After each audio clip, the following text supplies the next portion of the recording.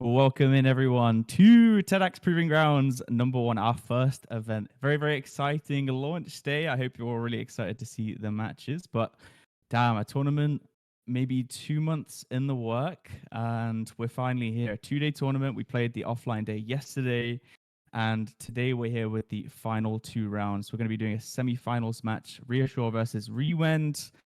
But let me introduce my co-caster. It's gonna be Hector, someone I've casted with for quite a while actually on DBD League, and now he's joining me for this event. But how you doing, dude? I'm doing great. I'm hyped to see. Obviously, in this tournament, what's surprising me most is there's a mix-up of like quite familiar names and then quite new ones as well. Tenax definitely. It is the proving grounds. I think that's the best way to sum it up. This is the proving ground. This is where a lot of these players can make their starts. A lot of players can gain some notoriety. I'm excited to be part of it, and I'm excited for our first matchup today. It's going to be Reassure versus Rewend in this first semi-final round. The other semi-final of Mercy versus Monkeys to be played off stream. But again, as we said, we're going to be showing you the first semi-final match, the bronze medal match, and of course that ever elusive gold medal match for that $100 prize. Yeah, I'm super excited for this first match. At least we've got another semi-finals going on alongside this match, which is Monkeys versus Mercy. And whilst this goes on, that'll be those matches will sort of come together, and then we'll have the final 2 matchups decided. So yeah, super excited. Blight on top of it. I mean, Blight has always been my favorite killer. So like, I mean, we're starting out this banger event with a banger set, right? It is literally banger after banger after banger. Like just to rattle it off: Blight, Spirit, Dark Lord. Quite literally, what more do you want? I notice a trend generally. It's either going to be a split between those who are fans of, slower, maybe more cerebral killers, and then like the breakneck speed, faster, high pace, high tempo, all gas, no brakes type of killers. And that's just what I'm more of a fan of, to be honest. Blight and Spirit both encapsulate that immediately. Blight, of course, going to go over to the Suffocation Pit. Should be expecting strong kill performances on both sides. Generally, if you're able to get out against a Blight, even with bouncing quite heavily in favor of the survivors because of the Blight's inherent strength, even if you can get out, you're already ahead of the curve for that, right? So it's going to be particularly impressive if we're able to see that happen.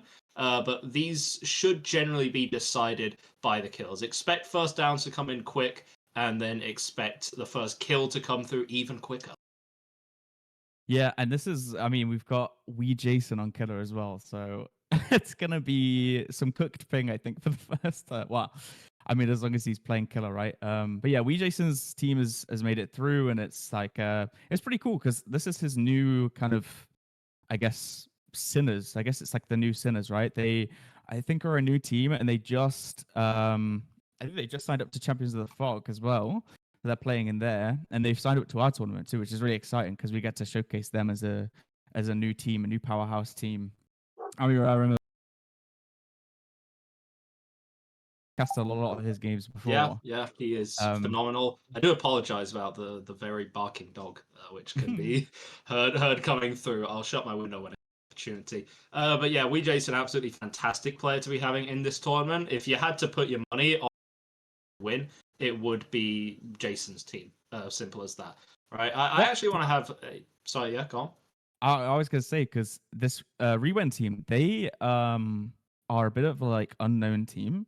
So when they signed up to the tournament, I've obviously done all the seeding for the bracket and everything. So all the teams in order of supposed skill. Like, I mean, it's based on, I guess, what we know of the players. But Rewend are a team that we don't know, and it made it quite hard to seed them. So they started out with a low seed. I was expecting fully for them to either go out in the first 2 rounds, but they beat the 4th seed Agora in their first match, and then I can't remember who they beat in the second match. But yeah, they've kind of surpassed the expectations I had for them. So I guess it's like a new exciting team, new exciting talent versus like old guard, really established players. especially with Wee Jason. And I mean, they're going to have the work cut out for them, especially in the Blight set. But yeah, yeah, I mean the entire Reassure roster, obviously Wee Jason captaining, but players like Zube, Fedinit, Wilco, Franaram, Power, and Diego as well. A couple names I'm familiar with, a couple names that I'm not so familiar with, but it's generally good to get that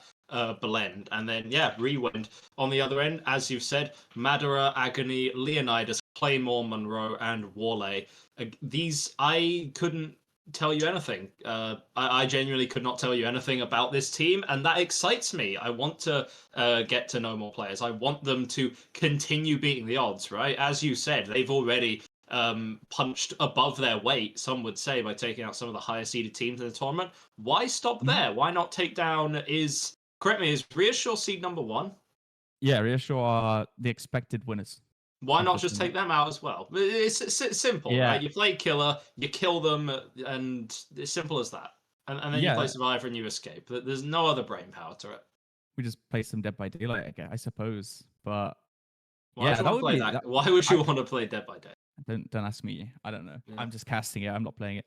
To be honest, if they were to knock out Reassure, that would be, I mean, in my eyes, an upset. But yeah, they've won both their matches so far in the tournament. And one of their games was Wesker. So, I mean, this is like an S-tier killer, which I don't know if they've played yet. So I guess it'll be like a true test of their strength almost. But yeah, the players are readying up in the lobby. We'll get in pretty soon. And I'm just going to take like a quick look at the bracket. We could just do like a little yap about the bracket, actually. I think I sent it to you. I don't know.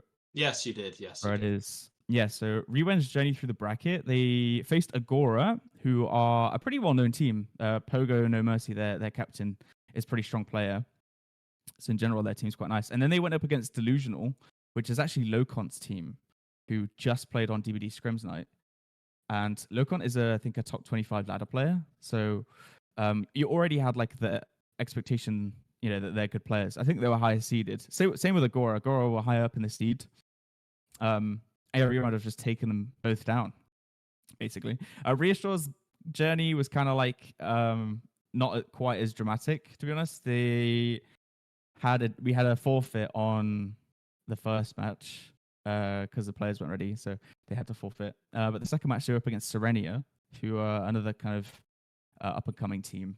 But yeah, Rewend have definitely like had a much harder bracket to play through, at least as far as the seeding was concerned.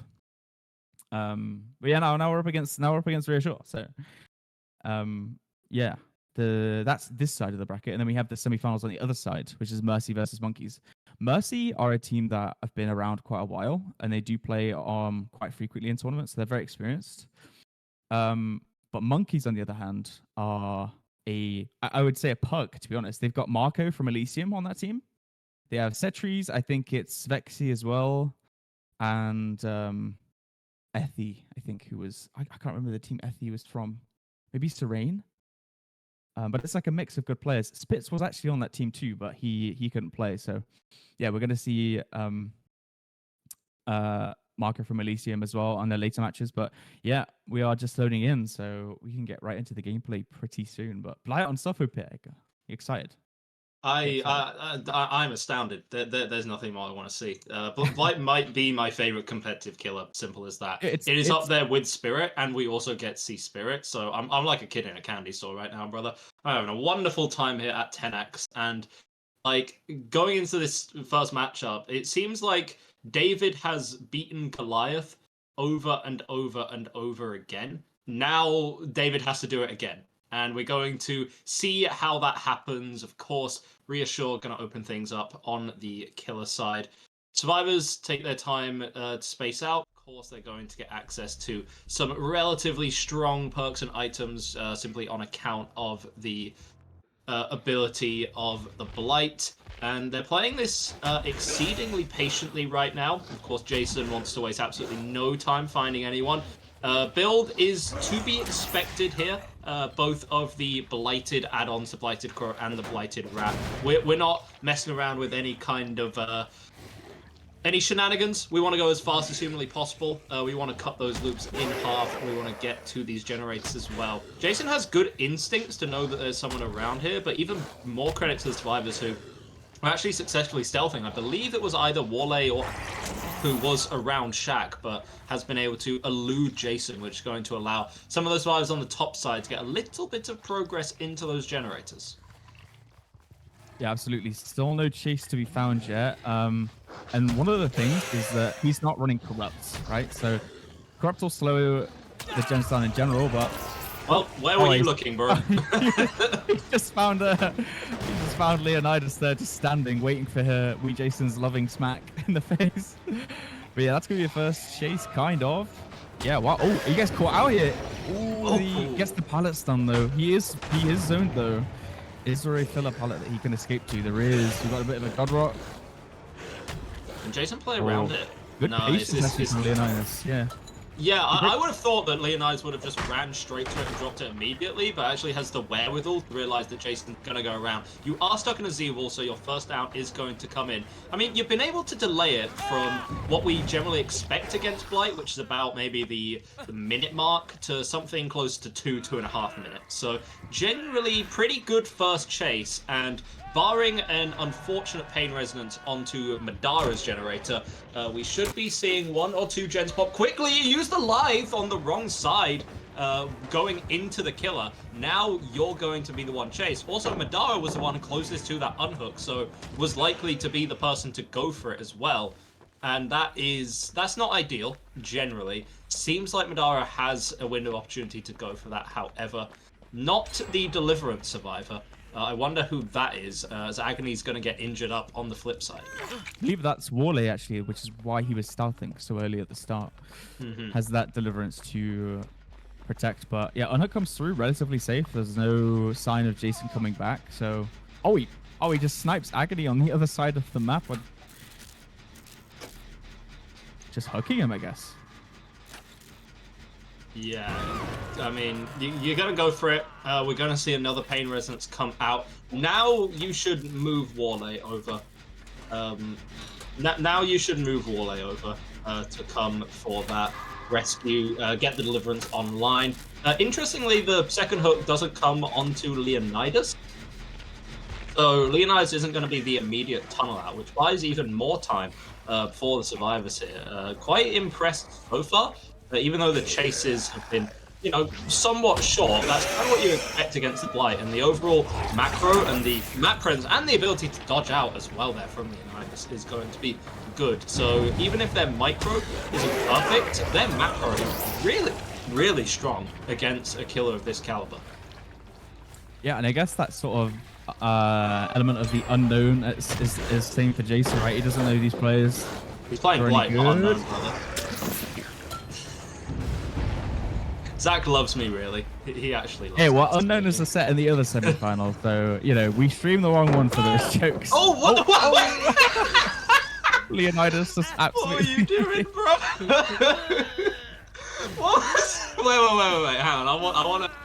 I want to poke into Leonidas' grey matter real quick and just figure out what that man was cooking. Remember before what I said about not having an obvious tunnel out target on account of the hook coming through onto Agony? Well, now you do it. It's Leonidas. He's going to be over on this side of the map. I'm looking for a potential 3-gen that Jason could hold. There is one by Shaq side on this bottom section of the map, which is also where the hook is. So the survivors are actually going to have a pretty tough time. Agony goes down. I believe that's a plot twist in order to just reset the healing a bit. You found... Oh my god! Goodness me, young man! You gotta be doing things like that. There are families watching. Oh, I can't believe that works. That's gotta... you've got to be in Warley's head for that to happen. Oh, he downloaded him. Oh, and now he's got his rushes back, so this is definitely going to be a down. Yeah, absolutely. But this is the Delhi player. I don't know if he managed to get the unhook. But yeah, he's... Agony, I don't know if Agony had plot twist. That did seem like a plot twist off in the distance. Yeah, but yeah, Madara's on a gen, so it looks like maybe they're trying to play for the second gen. The Unbreakable on... Oh, the unhook is going to come through, actually. A gem pops, and then... Yeah, Warley's going to be able to pick himself up, but Jason wants the tunnel out. Or does he? Oh, this looks like tenacity, actually, on Agony. Opting for the pain res instead. I think, yeah, he's forced into a position because of something like the tenacity, where it's like, okay, if I slug, Agony here. I'm not going to find that man later. So you take the instant hook. We're going to delay Leonidas' death as possible. Madara even coming in to take a bullet for the man, but unfortunately, bullets don't really work against a Blight. It's all that juice he's been injecting into himself to the absolute gills as Leonidas gets injured up once more. He has room on top side of the map. Despite the fact that a couple of fillers have gone from the main building itself is still reasonably good. And like, goodness. how do you have the game sense to just know? Yeah, I'm chasing Leonidas, but Warley's actually going to be at Shaq, and so in one fell swoop, I go from hitting him at the end of one rush to rushing over to the other side of the map and then getting a down. And Warley's already used the Unbreakable, so like you can slug him here. This is just gonna be a trade. That's 2 people on the floor, and yeah, they were caught just like they're just trading pain reses now. I don't know if Madara's been hooked yet. Yeah, no, that is gonna be Madara's first hook for that one. But yeah, they're in a bit of a situation now where they just the ping. That's the wee Jason tech. No, the ping on the pallet. But that's now just Leonidas left alone, and if Jason knows where he is injured, and there's no second chance perks left for these, and he's found him. Yeah, there he is. Wow, that's gonna be a that's gonna be a 4K2 result right there on the Blight. Which I mean, again, Blight's expected to perform strongly, but I think the best Survivor teams can generally whittle it down to a 4K1. Obviously, outs is a possibility, but 4K1 is more realistic for some of the strongest teams. So 4K2, Jason, we know he's above the mark, but he's just proving it right here. That was phenomenal. I mean, put it like this. The macro was really good, and I don't say this to single out Warley, because Warley played pretty decently. It was just Warley's bad day at Shaq, wasn't it? Like being hit through the window, and then like Leonidas makes it, he's committing me. Main building, and then immediately he just teleports to the Shack, says nothing personal, kid, and then just smacks you up the head with his cane. Like, what can you do about that, genuinely? Yeah, well, I think the turning point really was when Jason sort of he recognized that all the survivors would just try to reset in the middle of the map, so he knew that he could commit somewhat, and that's going to be the Mori there. But yeah, the game kind of fell apart. They had a good start actually. It was a while before they got that first down, and then the hooks started to pick up. But then when they were trying to do when they were trying to get into that sort of position for the late game, they got stuck with injuries, and then were just kind of forced to try and reset. And then as soon as Jason sees that, he's got a really strong sort of bot mid hook there that's sort of pain res. Forcing trades with injuries, I mean, it's just a recipe for success, basically, which is taken complete advantage of. But yeah, that's a 4K2. And now the difference between that, obviously, and getting a 4K1 is that now Rewend's killer is going to have to get a 4K3 to win. So, I mean, like, against the survivors of this team, it's going to be difficult. Yeah, Blight's good, but Blight's good, right? But 4K3 is a bit of a ludicrous against any killer, to be honest, right? Like, I don't care if you're on Freddy, I don't care if you're on Nurse, I don't care if you're on Trapper, right? Like, 4K3 is a very difficult win con to achieve. Titan Edition is technically possible, but I think it will rely a lot more on survivor mistakes than it would. But because you know that you're not playing for outs, right? And that kind of changed everything. You don't mind the fact, like say you're playing for outs, right? You have to be very wary of something like a 3-gen, especially on Suffo Pit, one of the traditional, very choke pointy maps where top side and bottom side can be cut off, and then you have some pretty brutal 3-gen setups. That isn't really a problem when that isn't really a problem. If you're only playing to get like 4 generators completed. Like, you don't care if there's a 3-gen. You can just look at those gens, you can repair them if you want, you can lick them if you want. No one particularly cares. You've already got the win, right? So that's a lot of pressure off the survivors' shoulders. And to be honest, like, for a team like Reassurance, they didn't really have the pressure coming into this one. I mean, they are the favorites. They were the favorites and will continue to be the favorites in this series. Yeah, I guess if you have a team that's maybe not experienced in tournaments but are strong, then they maybe don't have any expectations for themselves. It's more just kind of like them doing their best. Whereas like maybe Jason feels like a pressure to perform against them. I don't know, that kind of feeds into the mindset, but he just played a really confident game of Blight, so I have absolutely no we're really doubt. psychoanalyzing the comp Yeah, player yeah. mind Well, here, the aren't thing is, we? when you get, I think when you get to games at the highest level, it's all about consistency. It's all about whether you're a consistent team. Because everyone, there's no doubt that all of these players are strong individually, but when you get to that like level of experience and consistency where you're just prepared for every situation, that's what makes the difference between like strong teams and then the sort of like mid to higher teams. So when we have a new team and they're faced with this like really strong killer player, then like how they adapt to those situations where we're in a bit of a mess, like that's really like where the line is, I think, for me. So I mean that's kind of what I saw. They got behind and then Jason just did not let them come back. So yeah, but fortunately we're about to load into the next one. So we've got Madara, the captain of Team Rewend, on the Blight against the survivors of Reassure. But damn, it's pretty good. That the action packed.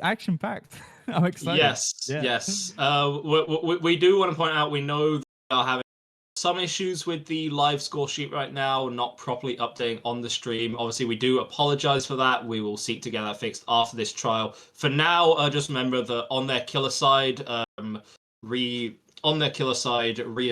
they got a 4K with 2 generators remaining. So we're looking at basically anything better than that for the win. The 4K3, 4K2 would be a draw. 4K1 will, of course, be a loss. So you cannot even let four generators go.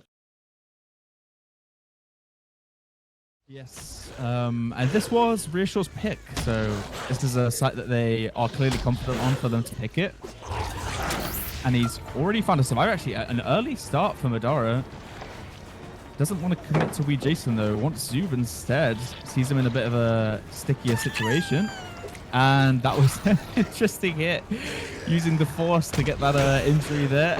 At least on my screen. And okay. Well, how about that? Okay. Well, how about that? If you're looking for a stupid win con, then why not get a... Not stupid first down. It's actually very well done, Madara, but like a stupidly fast first down, right? There is no gen prep. Like look at the gen that got pain res. It was one right next to the hook. I don't think the survivors have actually touched a gen in the time that it's taken for that first hook to come out. So Ace, the Deliverance survivor, going to be positioning nearby for the unhook. The problem is Madara's in an odd spot right here, because generally when you get a hook that early, you feel secure enough to camp the second stage in its fullest before then committing to go somewhere else and then the tunnel out when the unhook eventually comes through.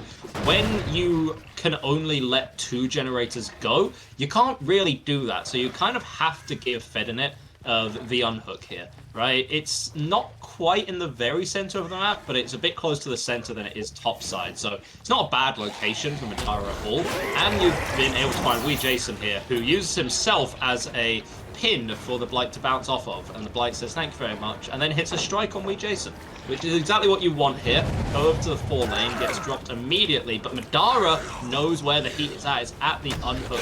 Gets an injury onto Fednet. We'll have that deliverance. Oh, and a beautiful juke. Oh my god. Skin of your teeth stuff.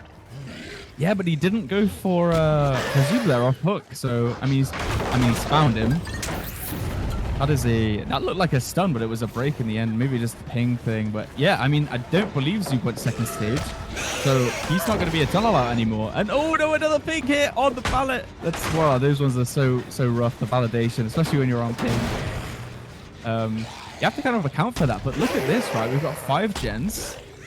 No gens completed. And everyone is injured right now. And Zub just gets flicked around the tile. That's going to be a second stage for him. Gen does finish.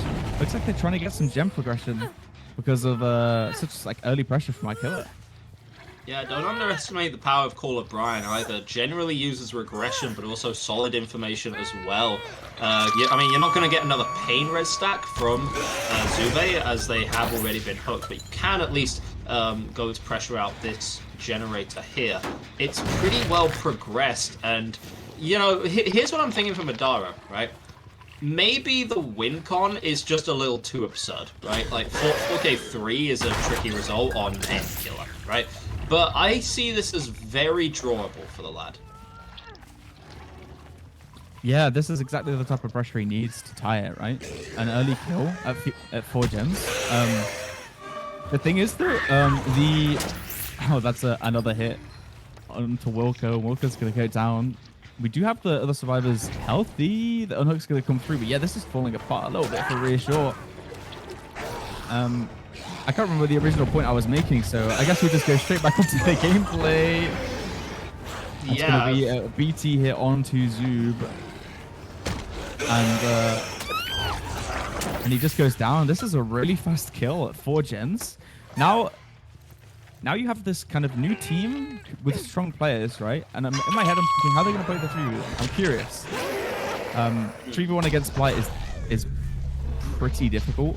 So I'd say borderline impossible, but I like your optimism. Yeah, what do you do in this situation? You're going to need like a good chase or an overcommit from Madara to even come back at this point, right? Or at least to try, maybe you play for 2 more gens or something. I don't know. I mean, we don't have ties in this, right? Because we use a timer to decide essentially whoever achieves their result faster. If we tie, whoever achieves their result faster will win, because we want to reward player efficiency. So that's an interesting element of the scoring which will come into play. And we found a chase onto Jason now. They are on that gen. Qualif right now applied with Eruption, and Jason just basically getting 2-tap right there. And I don't feel like they're falling apart. These survivors, I don't know. The play seems like a little bit. Jason Tech giveth and Jason Tech taketh, right? You know, when Jason was on Killer, this was phenomenal, being like, oh man, I can get these hits like through pallets, like through windows, I'm feeling great. But then you go onto the survivor side, and then you realize that the validation does not work in your favor when you're the survivor, and I guess I'm screwed now. So Jason goes down. Like, I don't see how. Honestly, I don't even see how one more gen gets completed, right? Because Wilco's just had to go for the unhook onto Jason. Madara is pretty free-handed. Like, I get why you might want to get a save onto Jason, especially because they're in target. But a pain res could also be valuable on Wilco if you're able to catch them with their pants down. Jason, I think that borrow time is going to be expiring sooner rather than later, and it's confirmed by that hit and that down, which is, of course, another eruption proc. Jason did have the decisive strike, so we're going to delay it for a little bit longer. Kind of explains why he was so happy to have that, to hold that chase for as long as humanly possible. We go over to the Orban tile with the pallet pre-dropped, but Madara plays around it perfectly. Damn, that's crazy. Madara's doing so well against this team, and I feel like the survivors are falling apart a little bit, to be honest. That's going to be a second stage onto Jason, and it's looking like 4K3 territory. He might actually take this set, to be honest. I don't want to call it too early. That's 1 gen done. They do have another one pretty high, so it's not over yet. But they need to handle this unhook pretty safely, to be honest. I don't know if there's another survivor in the bot side, but if they do, someone who can finish that gen up top, yeah, it's Fedinit over here, kind of. But it has to be Fedinit, right? Because Fedinit has the deliverance and the overcome. So that's going to be your biggest time waster. Wilco right now is literally just gen jockey. Like, you stick on these gens, you crank out every second of efficiency you can. Fedinit, you're on time wasting duty. You can get the unhook, you can waste the killer's time as much as humanly possible, and it is going to be a trade. Of course, not going to be as bad with Fedinit's ability to unhook himself. Wasn't able to make use of the overcome distance to buy even more time. Again, like, it seems small. Like, okay, 2 extra seconds of sprinting. When is that going to matter? Take it from me, all the time. This is a match which will be determined not by seconds, but by milliseconds. Mm-hmm. Yeah, it is, and it's I mean, it's a nice thing to have, right? No replaying sets, no constant ties. That's kind of the idea of it. But also, given the format Jason of the tournament, tripping over a pebble. Pretty good. Plot twisting off in the distance. Wow, the progression's getting up there actually. If this plot twist gets off, we do have Fedinit injured still, but yeah, we'll just see how long Wilco can last and chase it. Just get the vault. This is a TNL. This is relatively difficult to play as of late. There's no real bump logic that will really work against the survivor if they know where you're going. You have to really rely on bad reaction time. Oh, and the Oh, swing does land. or That's rely on just regular M1 mechanics, right? We were saying, yeah, Blight throws at Tino because of bump logic. Well, then don't bump. Just walk around, force the survivor into a traditional 50-50 when you come from the outside of the walls. And then, like, yeah, simple as that. So that's going to be a hook onto Wilco. It's also going to be the final pain resonance. So again, the most progressed generator being hit again, just by even more time. Fednet seems like has been working this generator over in the corner here. No, actually it's been Jason working it instead. Wilco's going to get immediately healed off the hook. Going to assume that's a clean break or resurgence play, something along those lines, and unfortunately the life comes out. Another spectacular hit comes through from Adara, but the kill onto Jason, it might take a bit too long. I think if you can get Jason down here, I think you have to slug. Oh, he's reading him like a book. That's sweet Jason. He was stuck in this like Ormond tile. Doesn't slug. He doesn't. He's got no pain rest stacks left. And this is maybe giving them the chance to do that last gen. If you notice, but Fednet is not healing. But now we're in a 2v1, so... I think they're literally doubling that final generator over by the logs. And, like, as we get closer and closer to it, are they going to be able to complete it in time? They get the grab onto the ace. Are we able to take the Lara off as well? This is going to come down to the wire. Wait, Dillon comes through. Is that going to get it? Yes, it is! Oh, they get the pocket! Oh my god, they tied! What was that? Now it's going to come down to the timer, right? I don't know, yeah, man. It is going to come down to the timer. We're gonna need some we're gonna need some information on that. But yeah, because we're not the ones timing here. But yeah, yes. The refs. Yeah, we'll have to see what the refs say. We are going to go through it to a quick break, though, whilst we figure out the live score sheet and also get a result for that match. And we'll be right back with you very shortly.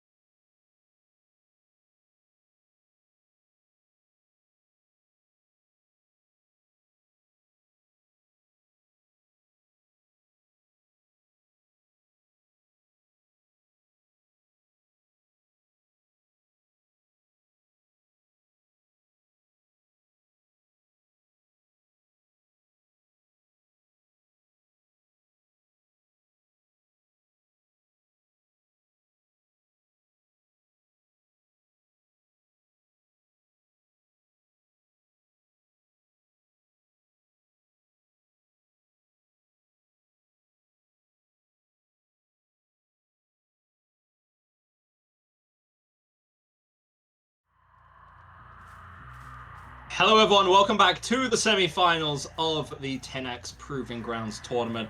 And we wanted to officially set the score. Reassure did win the last set. The tiebreaker is who gets the tie condition or the condition in the fastest time, and Reassure were faster than Rewend in getting their 4K. It was a single well-timed dead hard from Lara that won it, which is absolutely crazy. So, Rewend, I mean, put it like this, right? I'm optimistic because we came into this thinking Rewend have to beat the odds again. They played the best team in the tournament so unbelievably close. I am very optimistic that they can form on the Spirit. This is their pick. It is on Wreckers. Leonidas gonna go right over to this 4-lane, but actually kind of psychs themselves out a little bit against Zube. So instead it's going to look for a juicier target over at Shaq. Maybe Jason is going to be your mark. Ooh, Firecracker coming in. Leonidas hears it though, and he eats a pallet stun at the fun bus. This is a split bus, but it's not the best version of this tile, so gonna be seeing some mind games and opts for the phase, but looks like it's a short phase. Jason, yeah, it's a short phase, but Jason not gonna fall for that. Goes around the other side, and we're not getting an injury. As soon as you get an injury on this killer, it's about okay. Yeah, I mean, that was a good read. But yeah, with Spirit, when you're injured, it's really about where you die, I guess. Oh, good read. Yeah, he vaults back over too early, and that's Jason going to be going down. But a gen pops in response, so I think that's a pretty good start. They must have doubled that with how fast it came, right? I don't know. Yeah, doubling the first gen. When it's a super strong killer, doubling the first gen isn't particularly uncommon, mostly because it gets you something on the board, right? If you split gens when an early down is on the field, then often you can just kind of get bogged down by constant regression and having to reset before you even have a single generator done. Leonidas definitely sharpened that blade extra sharp today in order to get that hit onto Fedinit. In the meantime, we're going to see Zube come for the unhook. Jason, of course, is the mark. First down came in, I'd estimate about minute-and-a-half mark. So solid on both sides. Honestly, that's relatively average for Spirit. First generator getting done just shows how good the efficiency is from Reassure. But, I mean, Rewend and Leonidas specifically are trying their absolute damnedest to come back from that one. Yeah, this is good progress. I mean, the survivors are busy though. They're getting the gens done, and Jason is going to be dying. And really, with Spirit, I mean, typically the set it's about how fast you can get to that 3v1. So they popped 2 gens, and at the earlier the Spirit can get to that 3v1, it's going to be really the telltale symbol for how this game's going to go. They've got a reset coming through onto Fedinit. And Leonidas is looking over here or trying to find it at least. He goes into this. Yeah, sees some repair mocks actually. Someone's going to be here. It's going to be Zoo, but he's running around the other side of that filler, so going to be safe for a bit. Applying Eruption and Call of Brine to that gen, and we're going back. We're seeing if there's a rotation over here, trying to save Jason somewhat. But it's about how many gens they can do in the time it takes Jason to die. I mean, they popped that one, the survivor over there. That should be good information. Yeah, looks like Zuba's coming in for this trade. Does he get it though? I mean, he's got enough time. Yeah, I think you do. And honestly, I really like this. Remember that, obviously, quite a while now, but since they changed the hang time from 60 seconds to 70 seconds, having a survivor hanging is dead time for the killer, right? Yes, the survivor's getting closer and closer to death, but the longer that you can delay it, it's almost a game of chicken, right? You know, you can't go in too late, or else, you know, you're screwed. And at the last possible second as well. But having Jason on that hook for so long is buying time for Wilco to just grind out more generators before that kill comes through. Now, unfortunately, there are not enough perks and plays and timings in the world that can overcome the sheer relentless force of Leonidas on the Spirit, doing it 300 style today. But I think a 4K1 is possible. I foresee the survivors getting maybe one more generator done. 3v1's never a good sign.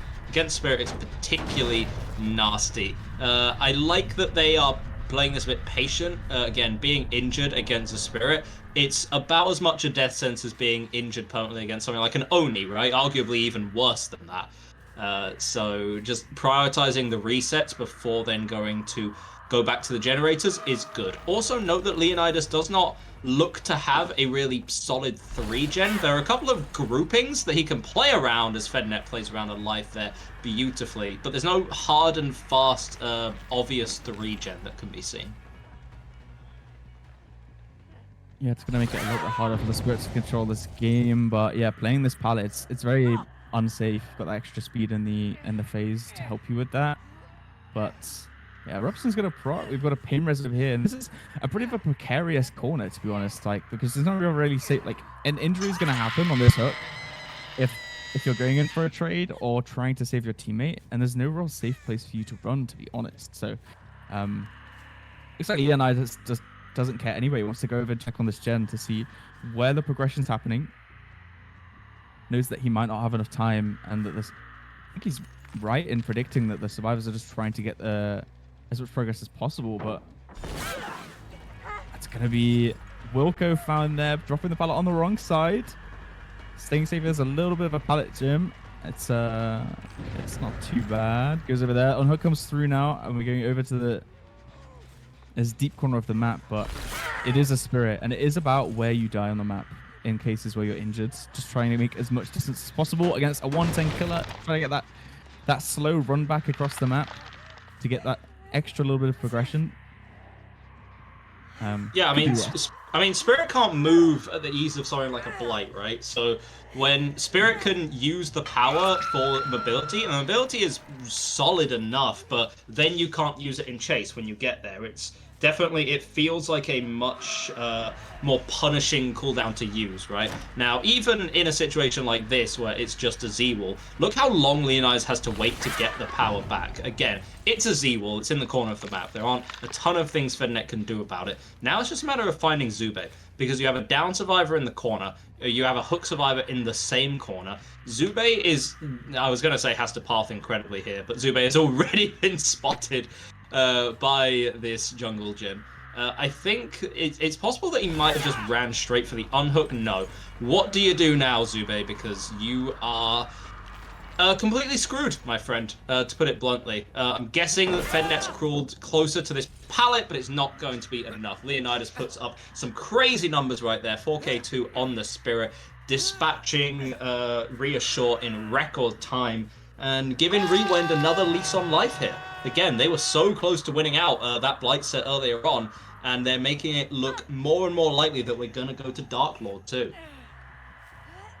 Yeah, both teams showing up on the colors that they picked, but yeah, Rewend answering Jason's team pretty harshly.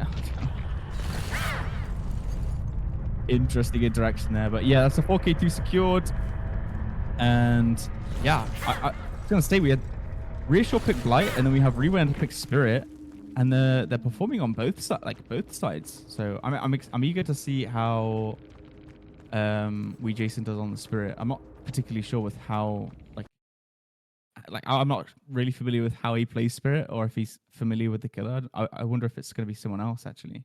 Yeah, correct me if I'm wrong, but that's not something immediately in his wheelhouse, right? Generally, it'd be someone else on Sinners. I don't quite recall who, but someone else who would generally be picking up the slack for Spirit specifically. Yeah, Point is, even if we know the answer, which we don't, which is why we asked, is I'm really excited to see the Rewend survivors, genuinely, because I think they have a lot of potential. I think they showed sort of masterful play in the first maybe like 4 or 5 minutes against Reassure on the Blight, until like I think because they're a newer team, they aren't necessarily one that deals with pressure that well. That's the case of like, everything's going to plan the first few minutes. You're playing your macro, and it is perfect. It is flawless. There's nothing that the killer can really exploit. And then one little crack forms, and it just gets exploited for everything it's worth, right? So you have the potential here for Rewend to get a big upset win on Spirit here, and then take us to that tiebreaker Dark Lord set.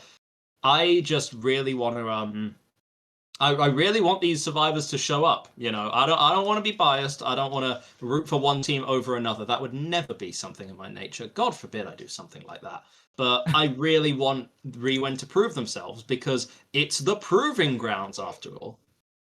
Yeah, I guess they kind of they've got themselves a little stage to prove themselves on, right? It's the the proof is in the name somewhat. But yeah, two really strong killers. So again, like the pressure is on in general because as soon as you get any form of pressure put on you, they're killers that can really snowball. I mean, there's obviously other killers that can do that too, but when they're as strong as these two, it's definitely a test. But yes, we're at 4K2. So now Jason's gonna have to 4K3 in order to win or take the win, unless he 4Ks 2 and Unless breakneck he speed is the game. 4K2s and then a survivor dead odds at the last possible second. Oh yeah, absolutely. I mean, that came right down to the wire. That's like the best, like the best like clutch moment you could hope for.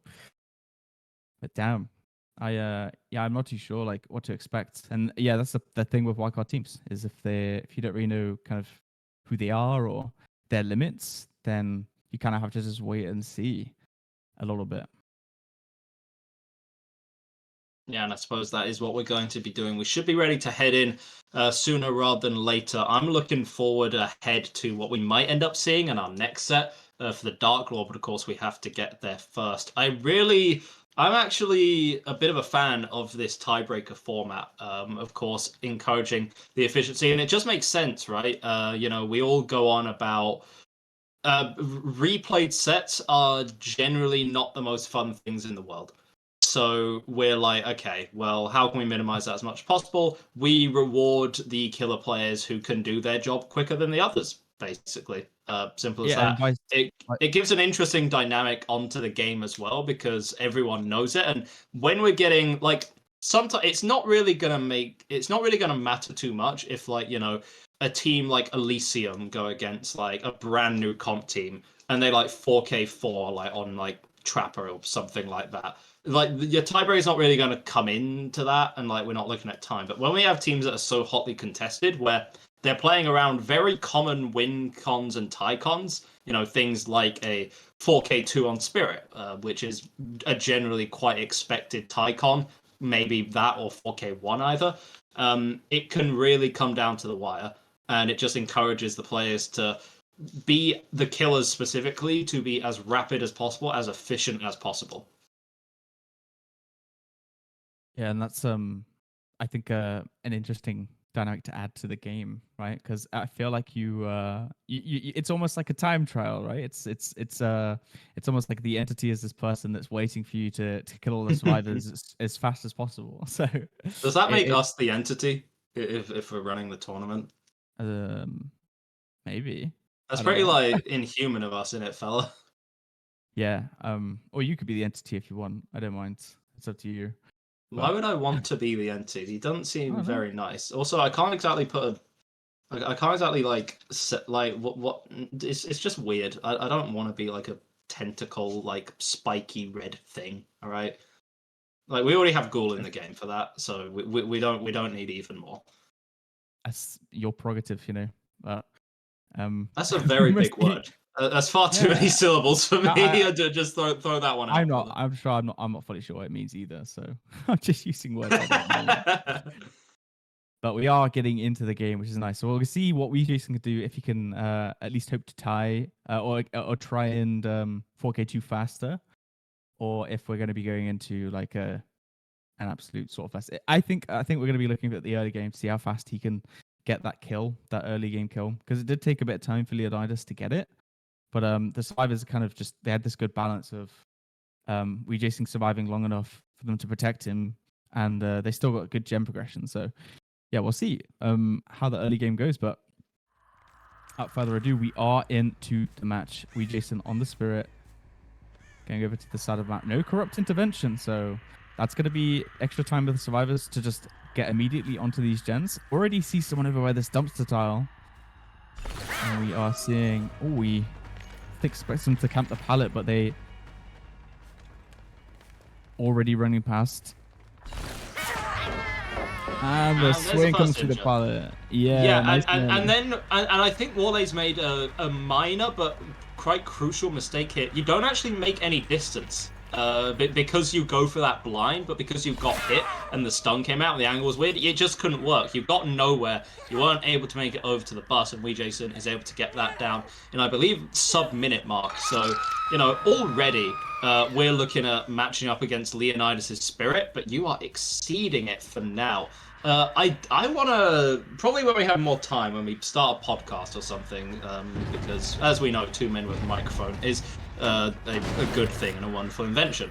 There's not a lot of Corrupt being played. It's gone from, obviously it's still popular, I'm not going to pretend it isn't, but it's gone from like a must pick in every single set to more like a, yeah, it'll probably be picked, but we're very willing to replace it for something like a Wretched Fate, which I didn't know had gained so much traction in the meta. While I'm yapping about all of that, Jason has just two-tapped Leonidas in literally middle of nowhere. Remember, the first hook came out for Leonidas on Killer when the first gen was being completed. Jason has already gotten 2 fresh hooks before the first gen is done.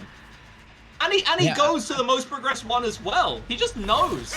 He's going to get an injury and he's going to be able to pop this. Eruption's about to come up, so he's going to wait for it. And then, damn, it's so much progression lost. And, of course, pop works on the current progression. So the higher the gen progression, the more value you get from it. So that's absolutely perfect world for him. As long as he can keep the survivors just constantly resetting, constantly saving each other. It's like Agony wants to buy as much time as possible in the corner. And that was a scream, I believe, from Wale maybe on that gen.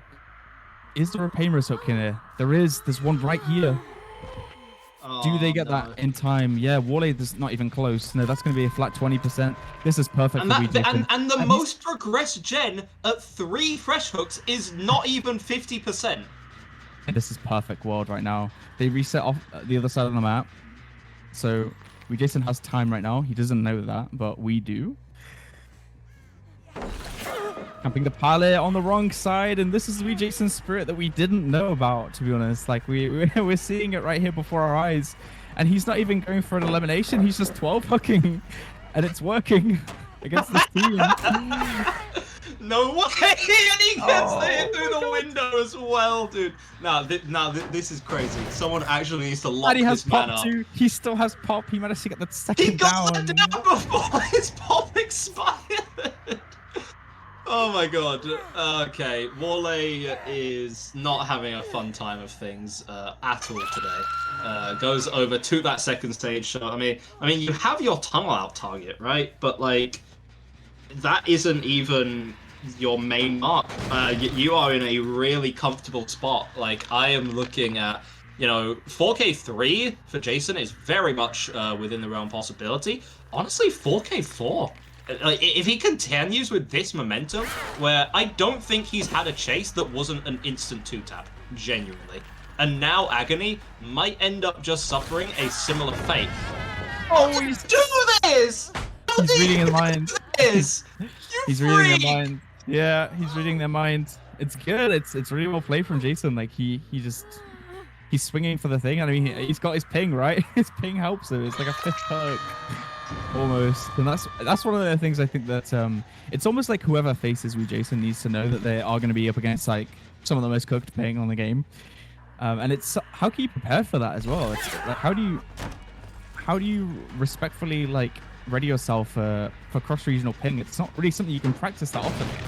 To be honest, I would make the argument a lot of these hits aren't even ping hits.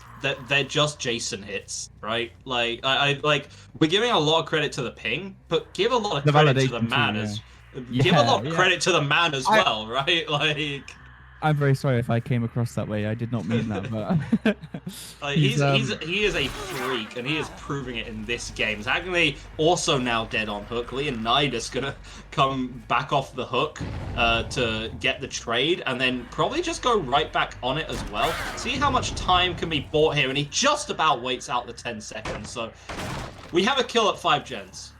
I have never seen this in comp DVD. Never. Not once have I seen the first kill come out, and not a single generator has been completed. This is a masterclass in pressure. Bro's moving like Swerve Strickland out here. Jesus. Yeah, and he finds them too. He's just gonna pop this, and then like all of their progression's just gone, dude. Finds the injured survivor too, as well as the only healthy survivor on the map. So now you've got 3 injured survivors at 5 gens. This is absolutely catastrophic. And the survivors need to pull off a miracle if they want to do 3 gens. Oh, he swings, but she's just a little too far away. No power to use, so it's going to be relatively safe for the time being. But I feel like the game, or at least any form of progress, is going to hitch on this chase a little bit. That's gonna be that. He's still got 2 pain risk hooks, by the way, and I don't feel like the regression events are really piling up too much. This is that was Jason's first chase. Oh, it's a second kill. Yeah, that was Jason's first chase that took him like more than like an instant 2-tap, right? Which like, and that's good enough to get 1 generator completed on the survivor side, but you're not getting 2 more done for the tie. You're not getting like 1 more done. You're not doing anything, right? Jason was given a seemingly insurmountable wall to climb, and he literally just ran up it. He just ran it down and was like, yeah, that's all me. Wow, I mean, yeah, this has been domination from start to finish, to be honest. Like, and he didn't even actively go for that tunnel out, to be honest. It's insane. It's insane. And it's really, really nice to see. And I do wonder where this last survivor is. Oh, they're stealthing at this side of the map, trying to maybe go for that rotation for the unhook. Yeah, it's the only real thing you can do in this situation. Like, you can't hope to be on a gen while injured. It's got the urban evasion to work with. I mean, you can try and pray to whatever god you hold dear. He's got a hill here, though. He's got a hill here where you can just watch the entire map. So as soon as that survivor pops out, he's going to know. Yeah. So, yeah, I mean, this is... right there. Just out the corner of his eye, was able to spot him out. I think that... How do you find that? You've actually... that. It sounds crazy because I'm running out of words. Like, the glaze levels are off the charts right now. We are a Krispy Kreme level of glaze for Wee Jason right now. Because, like... We're a Wee Jason support group, like... Because, like, what can you say about that? Sometimes the matches just do the talking for us, right? And there then aren't enough words to say. And again, Rewend had a really good killer side. Leonidas did objectively very well on Spirit. Unfortunately, Jason, for Reassure, just looked at that and went, no, I would win. So, big congratulations to Reassure. They have booked their spot to the grand finals matchup, which is going to be played on stream later on. Commiserations to Rewend. They put up a really good performance. They do go and we know, like, the bronze match. They go to the bronze match, which we will be seeing. And also, I mean, like, they were a hair away from taking that initial match. Like, I genuinely think it comes down to the reason that we are not going to the Dark Lord is because of the decision of Rewend to get the hook onto Wee Jason instead of slugging him and then going for the gens, because that's the time we were talking about, literal split seconds.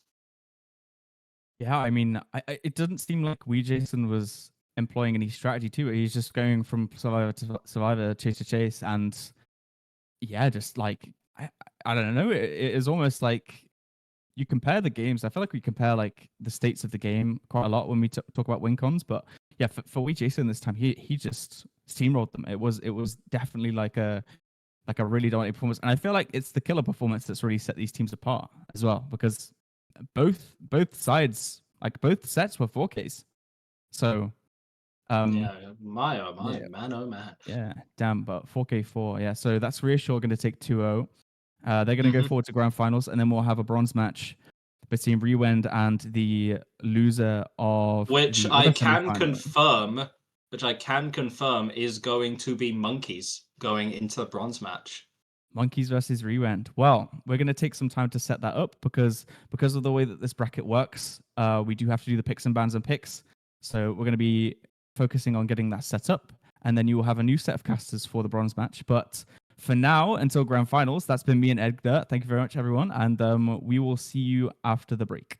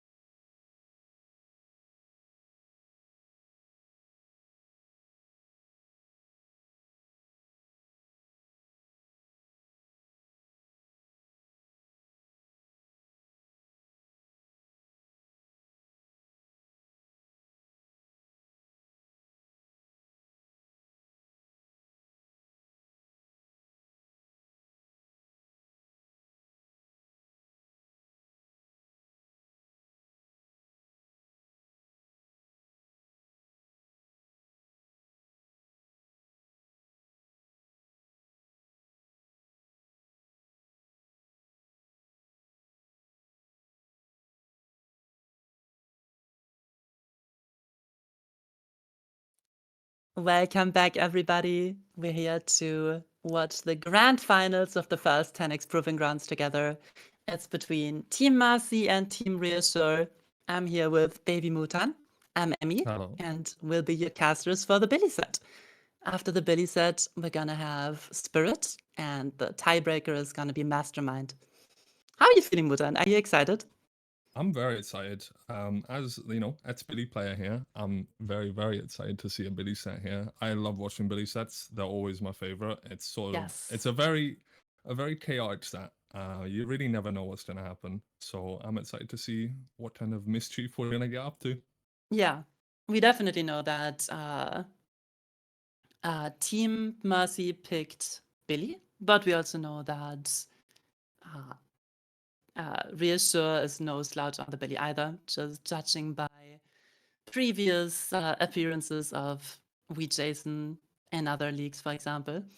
And after the incredible 4K4 performance on Spirit, Team Reassure picked Spirit on Wreckers again, and both teams agreed to the tiebreaker Mastermind on Cold Tower. So what can we expect in the Billy set? Lots of slugging? Lots of slugging. You're gonna see a lot of. I'm assuming there's a no mither player. You know, 2025 Billy. We're gonna see probably some aggressive no mither plays. You've got a lot of. I don't know, Billy set nowadays. It's a very aggressive set. There's a lot of chase, a lot of a lot of shooting, really. Which is why I think it's such an enjoyable set to watch. Yes. And I'm really excited to get into it. Okay, just some quick housekeeping. We were supposed to do the bronze match, but Team Rewend forfeit their spots. Sadly, they couldn't play. So Team Monkeys is our third place winning team. Thanks so much to the teams for playing, for providing great entertainment, for proving themselves in the trials. And yeah, I'm really excited to see these grand finals. No, absolutely. And I think that's about everything. I think we're almost ready to get into the match. Yeah, basically. the teams are ready. So I'm ready to watch some Dead by Daylight. Loading into the Bloodlodge right now. But yeah, the evolution of Billy and comp has obviously been a quite interesting one, with the overheat to overdrive changes, making him an S tier killer. And even afterwards, Billy has changed so much, from slugging with the full hex build to get the 4K2 to now playing more into hooks, bringing eruption. So really excited what we're gonna see here. No, absolutely. I think it's going to be a good show, no matter what happens. Basically, I don't know. I've never seen a disappointing Billy set. I mean, if it's a blowout or a methodical juke fest, it's both so fun to watch. Absolutely. I think we're almost ready here. Yeah. Oh yeah, we do have pain res allowed on Billy, which is already a lot of oppression. If you're able to get quick downs with pain res, obviously, you can spread your pressure pretty well and just stop them from popping those gens completely. First chase coming out on Zube here. Able to make it to a 4-lane. But Billy, he's not having any of that. No. Might as well spread the pressure here. Find someone in a nice central location. His pellets are coming down nice and early. Gotta remember that you're on ping. And this could potentially be a quick down. Beautiful crouch tag to break the wall instead. Absolutely. The abuse you can do with a control key on a Billy set it's always very entertaining to watch. It's disgusting. But this is still a death zone, and Fedonit does go down relatively quickly. 2 merged. Really well played. Potential nice mid-map here. Yeah, we do see a mid-map pain res, which is, it's not exactly mid-map, but it's a nice central location. You're able to secure that pretty well. Not many resources expanded just yet. I'm just seeing on the potential 3-gen subs we have. I do see we've got quite a lot of generators towards mid-map and top side. So nice central area, easy to secure. Able to get the chase up. The pop and eruption combo in the back pocket, so hooking is really incentivized in this balancing. Next chase is starting on Burkov, and it's a quick one. Immediately goes down on the crane. Well played by Merged. And just like in the Spirit set, we have a down coming in before the pop goes to Weasel even runs out. Looking really good so far. No, absolutely. Just keeping this pressure flowing. Again, with Pain Res, you know, you can kind of split your hooks. You're not having to necessarily go for the same person all the time, because just splitting your hooks at the start, you're stopping gen progress so quickly. It's not necessary in the Billy set, you know, to just tunnel one person out when you've got parts like this. Yeah. If one chase is not where you like it, if one chase is taking too long, you can just leave. You can try and find an easier target. You know, Billy's got insane map mobility. Like, you know, you can be anywhere within seconds, so it's just a constant looming threat. And we do see he's found Wilco again on Crane. We might see another nice little OD curve coming through here, but Wilco is able to make it to the pallet. We've got another God filler here. On that nice stun coming in, and you do have to remember that this match is, I believe, is it South America versus Europe, right? Yeah, that's definitely some cross-ping happening. Yeah. So like getting a stun like that is very nice. That was so close. You Wait, see body shots coming through. we Jason taking the down. Now this has to be a deliverance play, otherwise this almost seems reckless with Pain Resonance being available. So preventing the tunnel out, offering a fresh hook in exchange. But it is a trade-off for sure, and Wilco was not able to make a lot of distance. The deliverance comes in, Jason is ready to take another down for Wilco. Shack Pellet comes down. Absolutely. Let's see how long they can As many extend this people chase as together. alive as possible. Going down under the pallet, could this be deliverance into decisive? Potentially No, not it's looking not. like it though, no. The second generator has been completed. This is crazy, the pressure that Mert has been having. He's been No, constantly in absolutely. chase. Has never been able to apply the pop. This one does get popped though. You finally see Pop coming through, and that is going to be eruption on that gen too. So if another quick down comes through, that's going to be a little bit of extra regression for Mert here. Yeah, and let's hope that this altruism is not gonna cost Team Reassure in the end, because now, obviously, Jason is on death hook. And our survivors are still injured, which is nothing new in the Billy set. Now, I do think this would be a good time to go back for Jason, you know, secure your 3v1 here at 3 gens, and that does seem to be Mert's exact idea, able to maybe get a nice, easy zone here. No, going for the curve, but a little crouch comes through. Beautifully well played Mert's there by got the Jason. moves. Nice Wait, was dead that- hard by Jason though. Beautiful cross-ping DH. Yeah, that is so hard to hit. Able to absolutely. recycle the pallet, but Jason goes down, and this is the tunnel out at 3 gens. So we're Against looking at a Billy. nice early, I mean, it's not the earliest 3v1 possible, but it is still a nice and early 3v1. You know, Billy can keep a lot of pressure going here. And now this is potentially where we look at hooks being a little bit less important. You know, once you're in that 3v1, you can really start slugging it and getting a Also- lot more pressure out of it. Able to Finds locate, Fed in it again. yeah. Only got a 4 lane to work with here. Well, not even a 4 lane, Patience it's on the one of pallet the though. one of the really weak 4 lanes, but full sending it out of there straight into a complete dead zone by the looks of it, unfortunately. And he gets But- punished for the greed. The Jiggy did not work out. We're slugging for pressure here. Absolutely. Back to Crane, checking on that gen progress, able to get a nice clean pop here potentially. Yeah, coming through. Sees the blood, knows it's Wilco. And finds him immediately. I think that is gonna be down, nothing left to play with, but able to hit a little shoot on the Crane. He's been very Does he close make and it made to this the fill ballot? up. He does, that's another stun. That's Wilco, 2 stuns on cross ping. Very well played. The premium exit lag subscription. Now- Taking chase into the computer generators, and Merch knows he leaves the chase immediately. Goes back to where the generators are still being worked on. We do have eruption up here, so I believe it's only active on 1 gen right now. A cheeky little crouch coming through. Beautiful from Zube. And this is the last fresh hook, which means the last painless stack. 2 gens to work with. This is put down. We're going to see quite a bit of regression coming through. I mean, that's going to be all 3 regression parts being used. But no, doesn't to take slug the it down. PR. Sees both auras from eruption though. This is the right play. Insane cross map! Beautiful cross Oh map. my god! You What? see, this is why looking like trouble.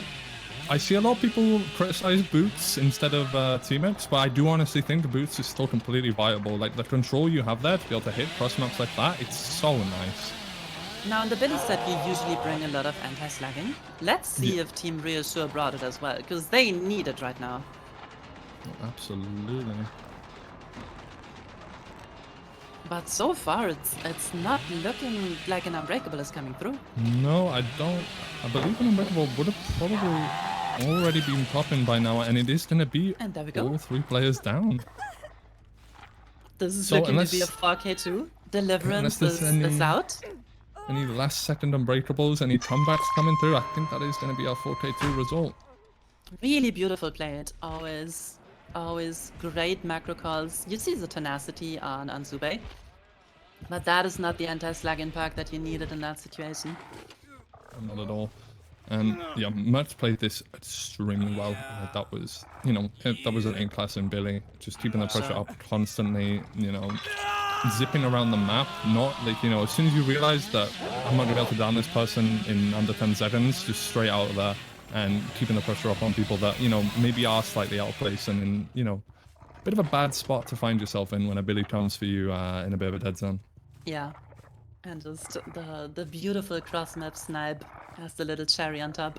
Just a rule clarification. If a bleed out should happen here, it does not grant the survivors any extra points. So this counts as a clean 4K2. It might actually play into the time a bit though, since we have Yeah, no, a absolutely. tiebreaker system based on who was able to finish their trial faster. And was finding the looking for a tenacity survivor. survivor, that's a tough ask. It's not an easy task at all. And again, just another little rule clarification. Obviously, if the survivor does manage to get hashed or anything, since all the generators aren't popped, it will still count as all stages, so as if they were sacrificed, and it will still be a 4K2. Thank you for the clarification. Absolutely. Now, 4K2 in this rule set for Billy and Bloodlodge, do you think it's tieable? No, absolutely. this I a do think blowout? it's tieable. I think, you know, sort of, even with PR and stuff, the pressure of having all 4 survivors up, and, you know, Blood Lodge is, it's usually quite a pallet dense map. So it is possible a lot of the time that you can sort of, at least at the start of the match, extend your chases by quite a long time. really So we're close to really going to Zubei. have to see how the pressure is on Survivor. But I think with good Survivor pressure, good Gen pressure, it's definitely a tieable result. For sure. You gotta keep in mind that Jason is coming off the high of a 4K Fallen Spirit, so assuming it's gonna be Jason playing the Billy here for Team Reassurance, but really well played by Merged. Well played to the Reassure Survivor as well. Survivors. Absolutely. And yeah, we're basically just waiting for the bleed out at this point. Yeah. It's unfortunate that this stealth hasn't been found, but this is the power of tenacity. Yeah. It's And it also is just really giving them a unfortunate boost. that like the wrong anti-slagging perks were on the wrong people, you know? Yeah. Like obviously the 100%. survivors don't have any control about that, but this endgame could have been different. Oh, absolutely. It is. It does all just come down to luck of the draw in this case. But yeah, so I just want to. Yeah, we're seeing plot twist on Feathernet and Unbreakable on Jason, and those weren't able to use them in time. Well played to both teams. That was a fun game. Absolutely.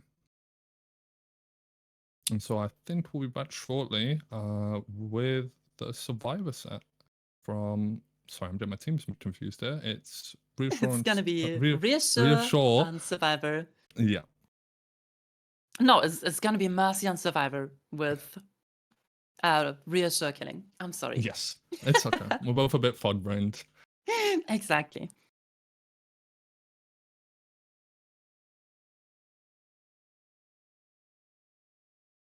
Okay. Yeah, this is, I don't know if we're on break right now because during the bleed out, obviously, we had a lot of time to talk about everything happening. The teams are going to be setting up the lobbies again, so give us just a tiny bit while they're setting up. All of the pigs already have been made, of course, as well as the builds, so this shouldn't take us too long. should just be a brief break, and then we'll be straight back with Yeah. another game on Billy. But this pretty much was a masterclass in Billy, right? Always going for the right chase, not committing for too Yeah. long, chasing inside the active generators, really taking control over the game, and not letting the survivors have any say in where they're taking the chases. Beautifully done, really. No, absolutely. And I think sort of what I really enjoyed seeing was, when people talk about comp DVD, there's always the twit thing of like, oh, it's just tunneling. But looking at the start of that match, there wasn't any immediate tunneling. You spread that pressure out with pain res. It really depends on the build you're running, on how you're gonna play. And breaking stereotypes out here. We're breaking stereotypes. So how would you rate the importance of pain resonance in this match? Because I think that was really the perk that allowed Merge to go for many fresh hooks, really not prioritize the tunnel out in the first place. Really the only anti-tunnel measurement that came into place during this game was the one dead hard by Jason of the Yeah. Deliverance. Yeah, it was sort of with all the tunneling and everything. Well, there wasn't much tunneling, obviously, but it was really only, like you say, Jason, he had his deli straight into the DH. But other than that, it was sort of very, very quick chases overall, very efficient chases. And yeah, I don't know. I have to say, I think both teams played extremely well. Yeah. Well, just in case that, I mean, obviously this was Team Mercy's pick, which means their survivor team is probably going to be quite experienced against the Billy. I know there are comp teams consisting out of purely Billy mains, and anytime you pick Billy against them, they're going to give you hell. So let's see if this is going to be something similar. But I think a 4K2 with this rule set might be around the expected result. I think it's still a really, really strong result, but it's definitely doable for No, a 100%. killer. 100%. And only time will tell what the result's going to be. I'm just excited to sit down and watch what's going to happen. Yeah. Let me look at the builds real quick. Yeah. Because I think it's safe to assume a similar build from our Team Reassure killer player here. Do you agree? No, 100%. I think sort of, we're past the point of the hex builds now. We realize maybe that's a bit too much for Billy. And so I think, really all you have left to run on Billy is just as much slowdown as you possibly can. Yeah, And pure slowdown. Yep, and you can throw Bamboozle in there. It's still, I don't think this is necessary with Overdrive Billy, but I think sort of in that 4v1 situation, it can be very helpful where, say you need a down on your tunnel out, but they have, they've got main building or something. You can just bam that immediately, get it straight out of the way. There's nothing they can do. That's a great call. But yeah, one perk we've really been seeing from Team Reassure's killer side is Wretched Fate, Yeah. which has had a very high presence in comp play in any league that it hasn't been banned in. So seeing them prioritize that perk is quite interesting to me. Let's see if we're going to see that on the Billy again. But we saw it in the Spirit set. We saw it in the set before that, which was, what was it again? The set before that was Blight, I believe. It was Blight, exactly. Blight and And Self-Built one. now in the Spirit set, Decisive Strike is not allowed. In the Billy set, obviously Decisive Strike is in the cards. It's definitely allowed, so a change Tier of 1 obsession killer. is possible. For sure. But I think sort of, with Decisive Strike, it does make the perk a little bit less efficient. Obviously, normally, say in the Spirit set, Decisive Strike's banned. You can't really change Obsession very easily. I don't believe there's any perks that are allowed that you can change Obsession. You do have for the people that would allow you That's to true, do it. actually. It's true. But usually, obviously, for the people they're going to be the part that if they're popping for the people, they're not going to be a tunnel out. Yeah. And then they'll be doing a gen. So it all makes sense. It's like an interesting interaction between two perks that are, rarely seen in comp nowadays because they have been heavily restricted. Well, Wretched Fate has. Yeah. I think it was the second highest picked Pug right after Corrupt Intervention in DVD League Season 9. So definitely can see where the popularity is coming from. And Team Reassure clearly believes that it's still a top tier Pug, No, especially absolutely. I in a mean, top tier killer. I think I do agree, honestly. Like, sort of being able to put that pressure on the Obsession, like, it's 30% correct. Slow down on generator repairs. So that kind of pressure on Obsession, if you are able to just, you know, put them in a position where all they can do is work gens, that's the only way they can help their team, it's such a blow to their efficiency overall. And I think it really makes those sort of clutch chases where, you know, every second counts, it gives the killer so much more time. Oh, yeah. So I do think it is a really strong part and very exciting to watch sort of in play. It looks like the teams are getting ready. The lobby has filled up.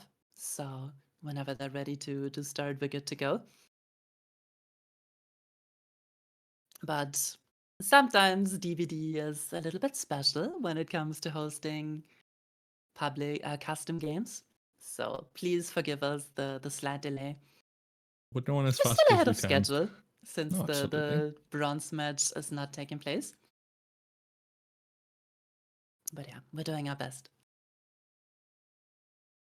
We should be going in any moment now. I think we're just finalizing builds and then we should be ready to go.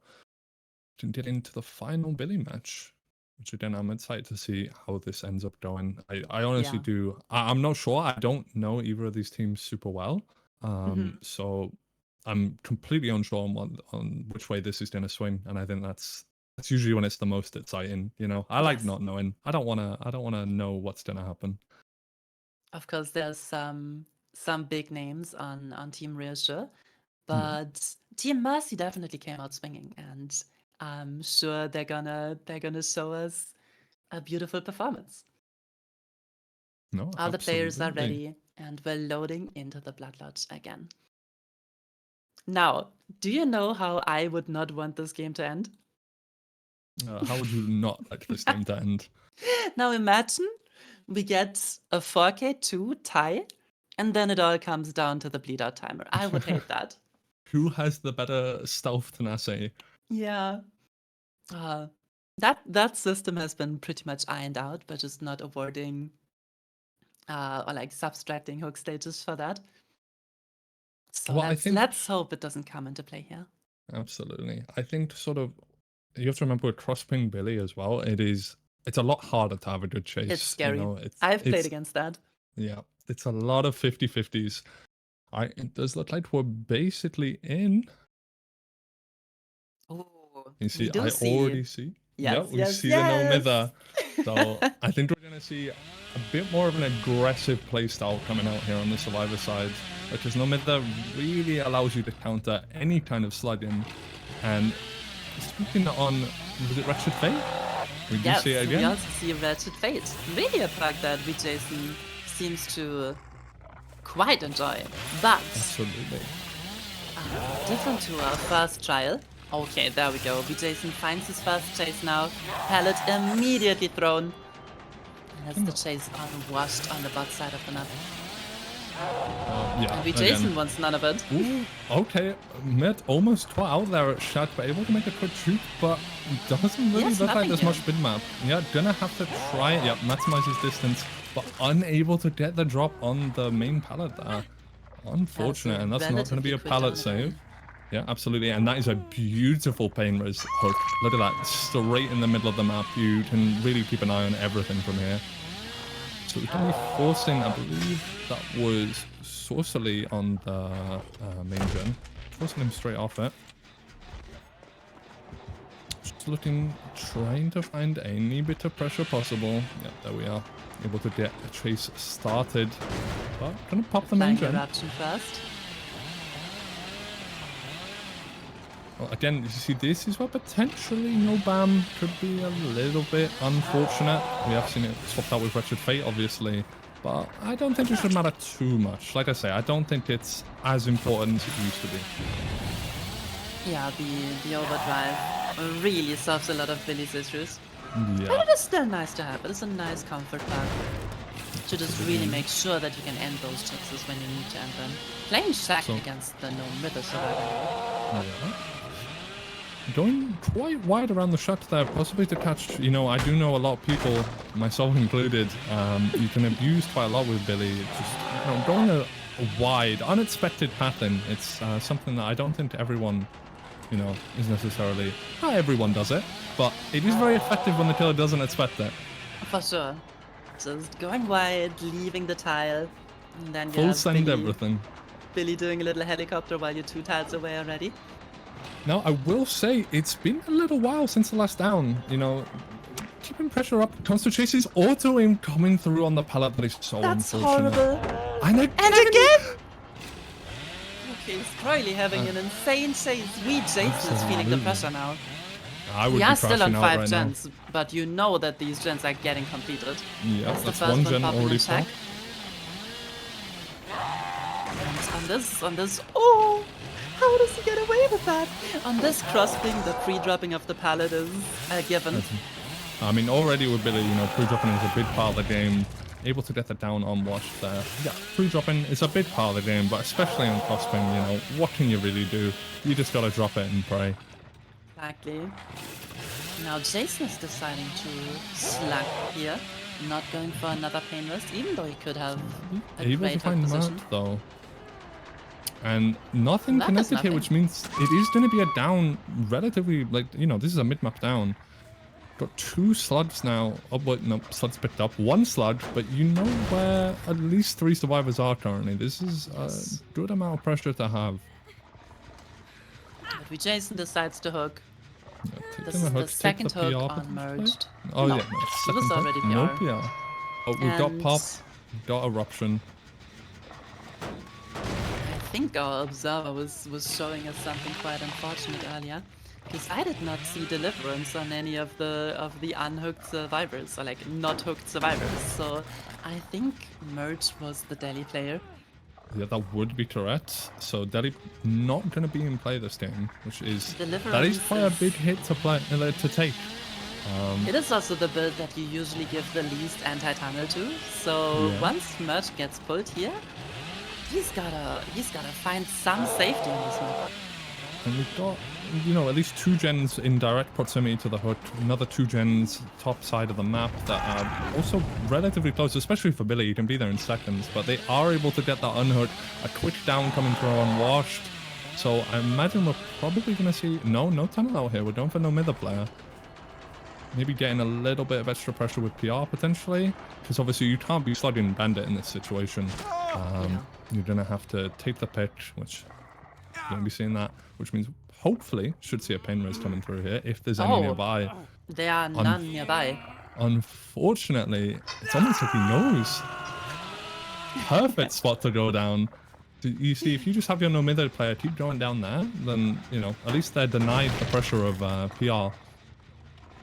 This main generator is getting real crunchy. The regression limit is really starting to hit with those eruption procs. I think that is the hardest part with Eruption Pop. It really eats away your regression. You know, that's, I believe it's 2 regression events. Because obviously you have Every the single initial time. kick of the pop, and then you have the eruption when you get down.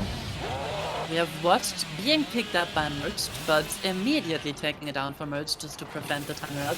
Great timing by Jason to return to the slug just when he needed to. Almost And he got misses the Mert there. chain!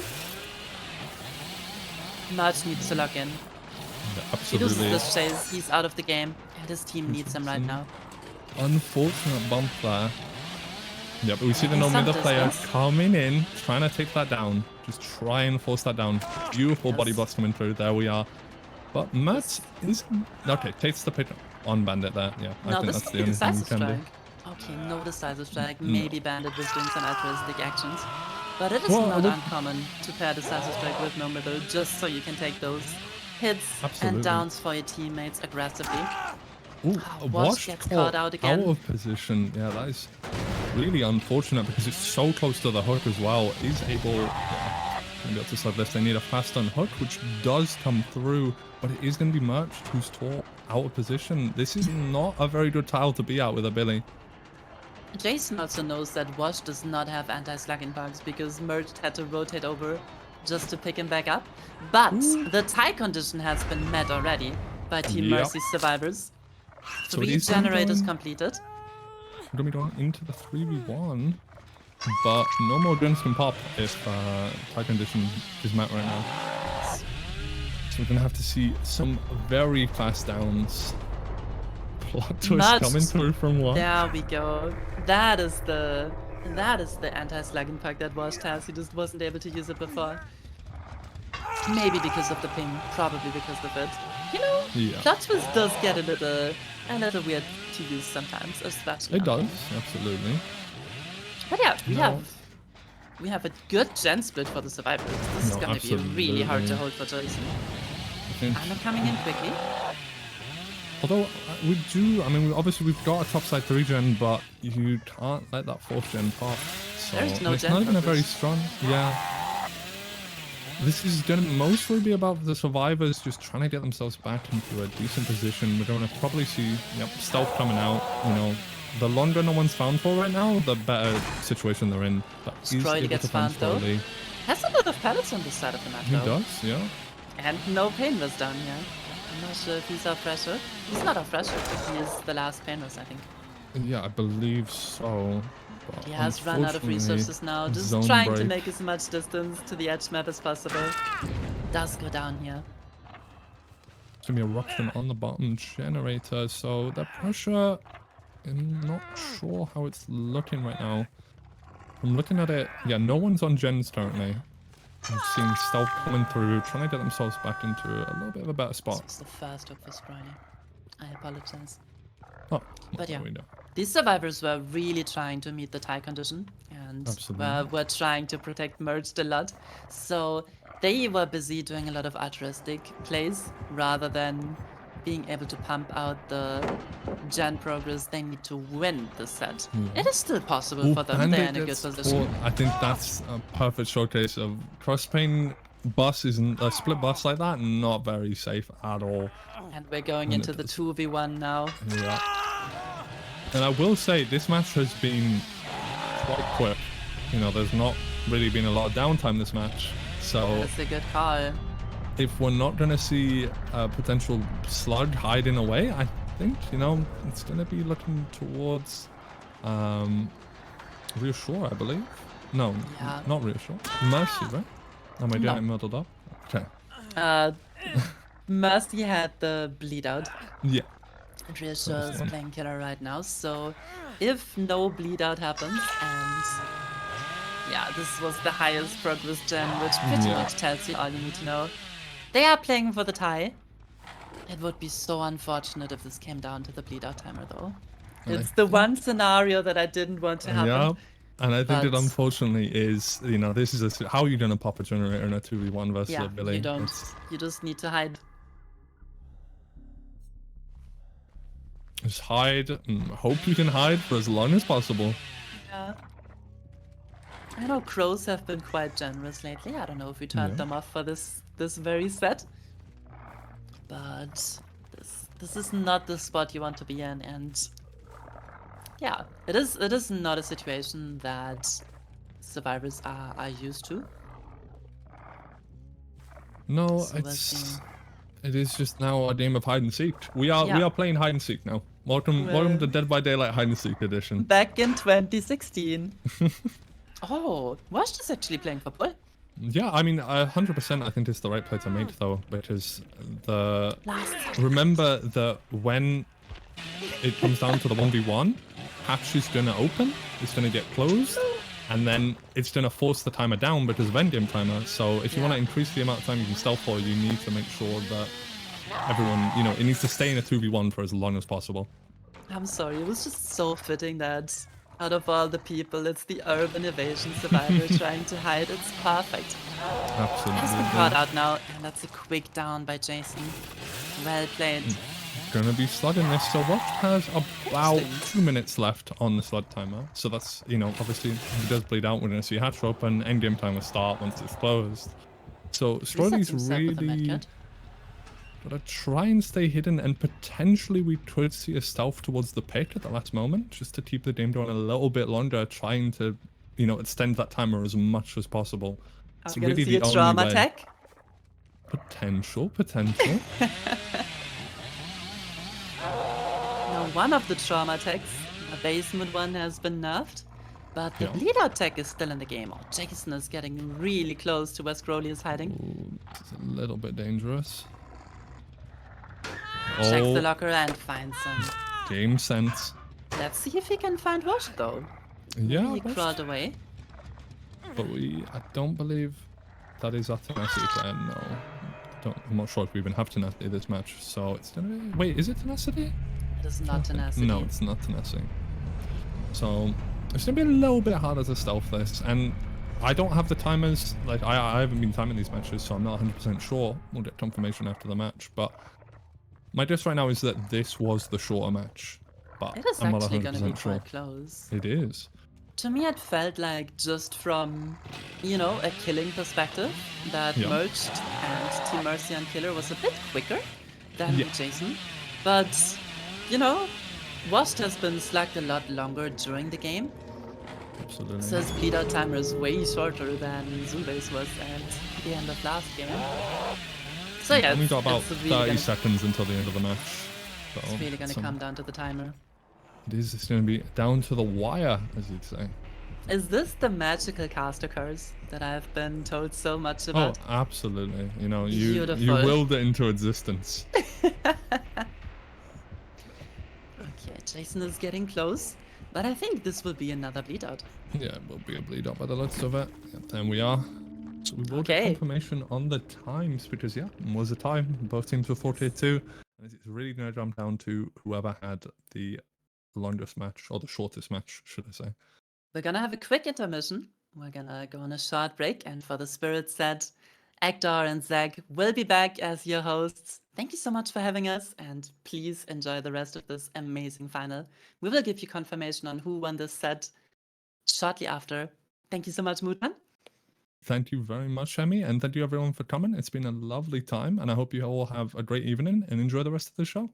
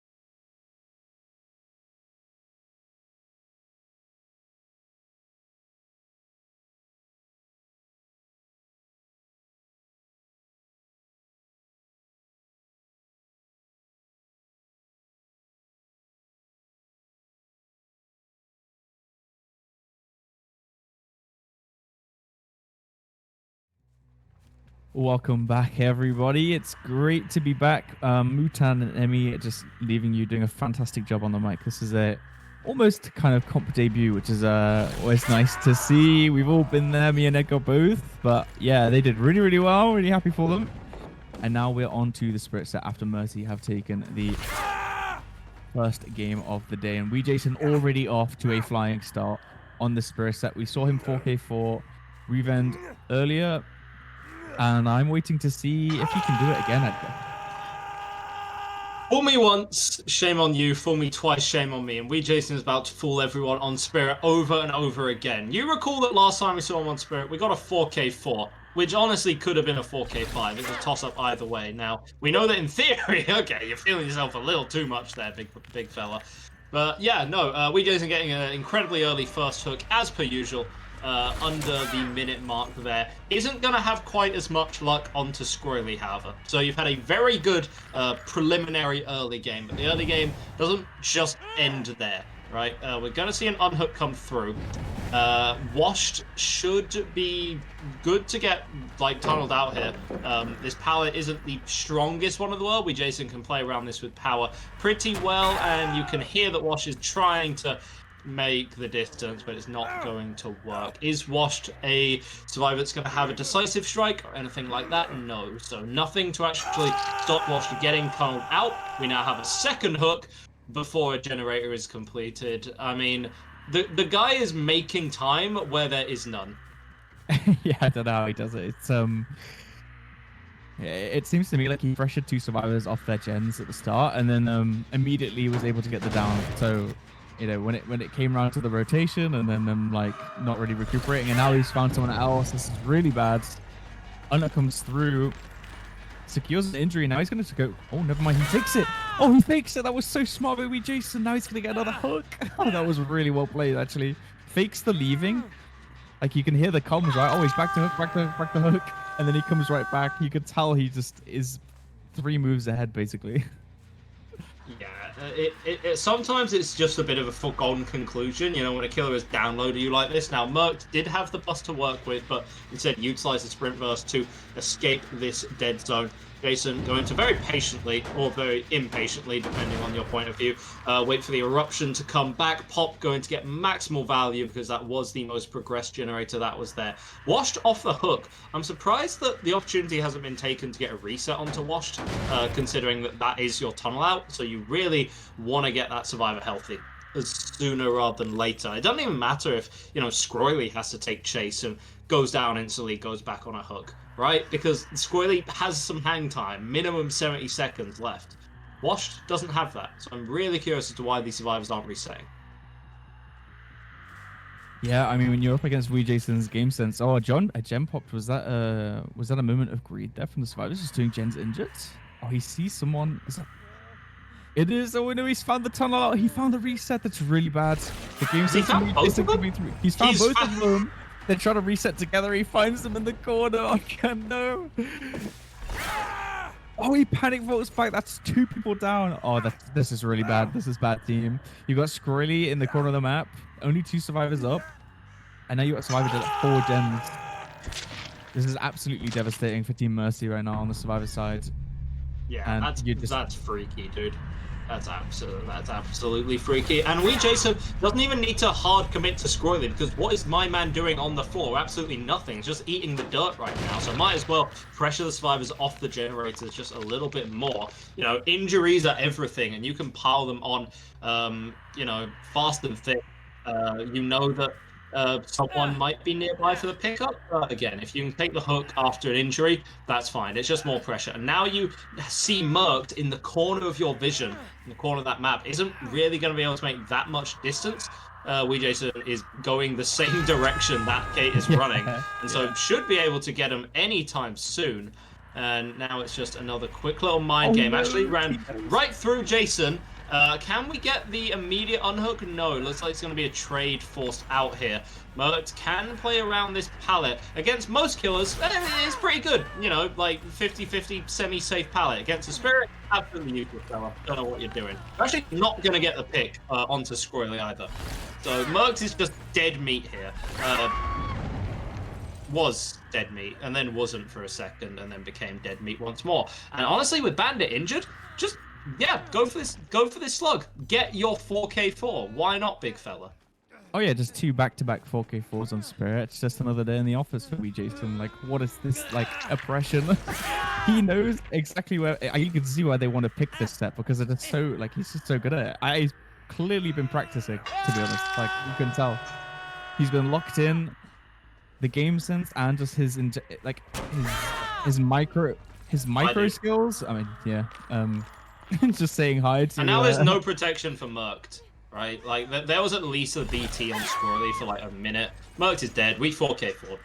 I think that genuinely is one of the fastest matches I have ever seen.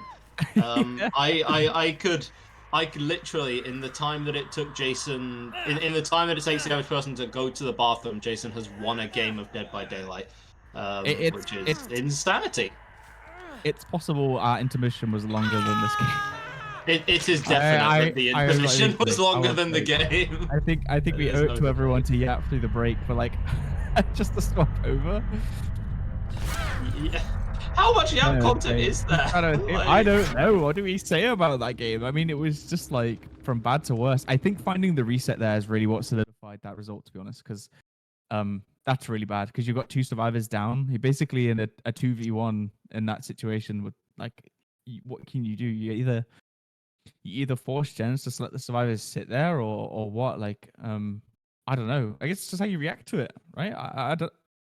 What can you say? That was just when you get into the realm of these high 4Ks, it's generally down to survivors, to be honest.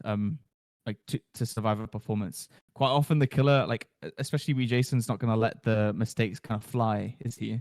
So you can kind of just see what went wrong quite clearly when it's such a high result. He just kind of snowballed out of control, and it's a Spirit, right? So if you're injured, it's really bad. And if you're those I think survivors, against Spirit, it should be your #1 priority to stay healthy as long as humanly possible. So I don't get why there was any delay from the survivors. You know, like even like 10 seconds, even thinking, oh, you know, we'll spend this time to, I don't know, work on a gen, get it to a couple of %, open a chest, I don't know, like kill a bird in the map, like whatever you want to be doing. Don't do it. Heal first. And they were like, okay, we're not going to heal on hook, but we're going to instead take our time, fumble around for a good 20-30 seconds ago. Then we're going to go to the edge map, but it's not even a very hidden bit of the edge map. It's like right where the killer's been. It's right where all their recent hooks have been anyway.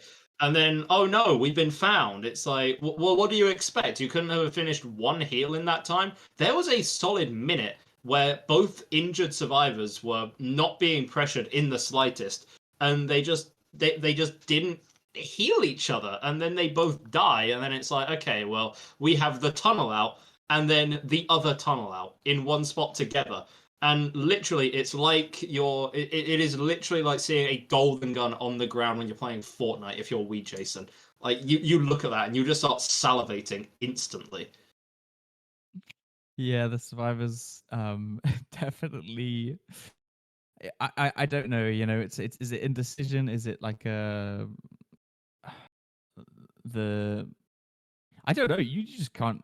It's just Jason like completely taking over from step 1, like from the moment the game played out. Second stage, 5 gens for Spirit, and you've already got injuries on the board. You've already got kind of game sense as to where your survivors are. He's going to take that knowledge and steamroll, which he did, and that's exactly what he did in the game against Rewend as well in the semifinals. And you can see why they picked Spirit. I'd call him a one-trick pony, but like we know that is just objectively untrue. But might as well be at this point. So you know how the common phrase is like "jack of all trades, master of none." Jason might be the master of all trades, unfortunately. And at that point, at least. Yeah. Yeah. I don't think Jason plays nurse, so we have that, I guess. But Yeah. no, he's still pretty cracked. We're going to be going into this next trial. Team Mercy's killer has a hell of a time here. because if you want to win, you cannot let a single generator go. And if you want to tie, you have to somehow speedrun even harder than the speedrun itself, right? Dragon's Grip is going to come in for Merked, and I think that has to be... It's something, right? Like, hear me out, I kind of like it, because I think if there's any perk that can give you, when you are down and out and your back is against a wall, and you need to get some kind of, like, stupid, like, crazy, like, snowball, random luck, the survivors trip over their own shoelaces kind of play, Dragon's Grip is a perk that can do that. So we're going to see if Merked is able to live up to that. We're going to see if the first chase can be quick, but again, like, but by this time, by this time, Reassure had already gotten their first down, and again, it's a quick injury onto Wilco, but it's not quick enough. Simple as that. Yeah, it's like you kind of just have to have the exact same pacing as the last game in order to even get even close to that result, right? All they need to do is the two gens, and that's it. And I mean, that's and Wilco dies edge map as well. It's going to be relatively close. I think Merx is going to be able to stop one gen at least. Oh no, he's got no paint resistors in this corner. It's there's nothing. Yeah, one gen pops, and he's not able to get any form of value from his perks. Because well, that is essentially the Tycon, and to be honest, essentially the Wincon as well. There is no way that Merked kills every. There is no way that either A, the survivors don't do one more. Yeah, well, that would do it. There you go. I mean, so, if they had enough to do one, right? I haven't seen a match won in about like. Okay, you said before that the We Jason kill performance was, you know, shorter than our intermission. I think this entire set is going to be shorter than our intermission, if we're being completely honest with ourselves. I'm interested, looking forward, what would be the third set today, Mr. Zachary, my handsome young man? It is going to be the Mastermind on the Coal Tower.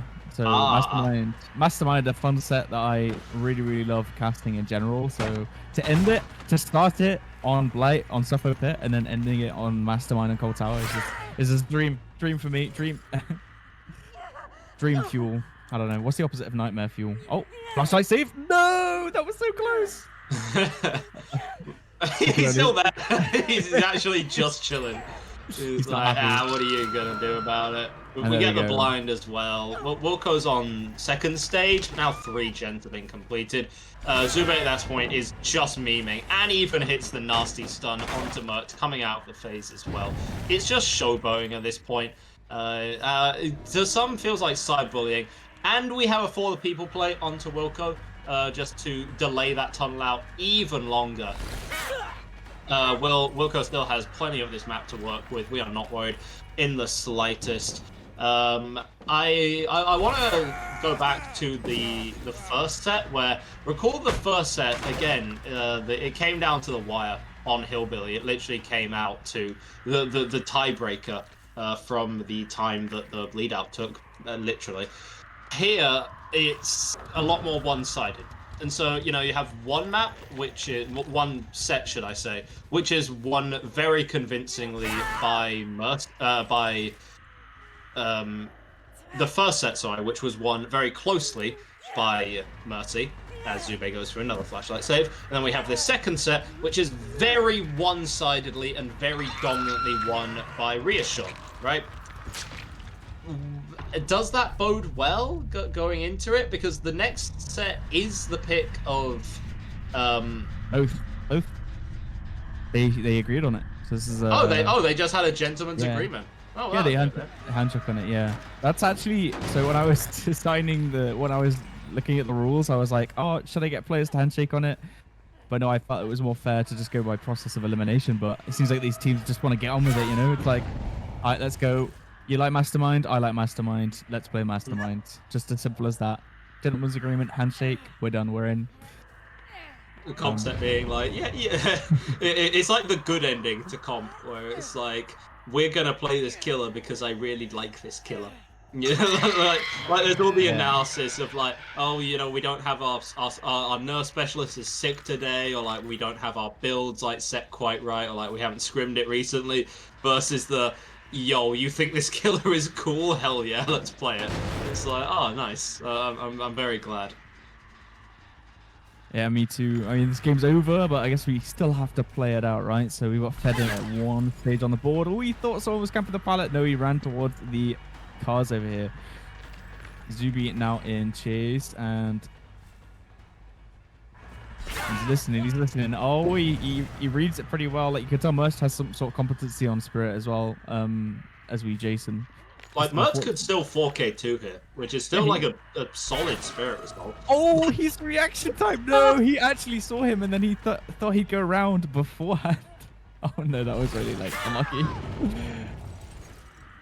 The slow vault. That's what happens when you second guess yourself, ladies and gentlemen. Make sure to commit to the things that you're doing in life. That's not legal advice. I'm not a lawyer, so you know, don't take that from me. Point is, Mergt isn't even doing badly. Far from it. Like 4K2, I'd say is about average on Spirit. So you know, Mergt is doing good. Mergt is playing like how you would expect a comp Spirit player to play. Unfortunately, you're at a point where you have to break the mold, and unfortunately, all of the mold is just gone. It got eaten alive by some lunatic from South America. Yeah, just completely eating this team up, like you say. But I mean, Zach, when you eat Play-Doh, what's your favorite flavor? I think that's the shoe. Can we just talk about what just happened? Where did he go? Where did he go? No, he was inside merged, and then he went around the wall. But I don't know. That was really weird on my screen as well. I was just confused as him baiting the pallet drop, and no, Fedor is trying to camp it. Unfortunately, oh, he's egoing. Okay, we're just having fun right now. Yeah. You know you want to swing again. He's moonwalking. He's like, "Come on, Vault, do it." It's nice when the players can have fun together. Honestly. Yeah, Mert's gonna be very happy with that second kill. Part of me thinks that who would have thought maybe Reassure aren't quite so locked in after getting their WinCon on the board. I think if they fully committed to it, they could have a 4K1. They could maybe 4K0. I don't think they'd get out with the first kill coming through at the 3-gen mark, but like they can still do good, and I don't think it really matters.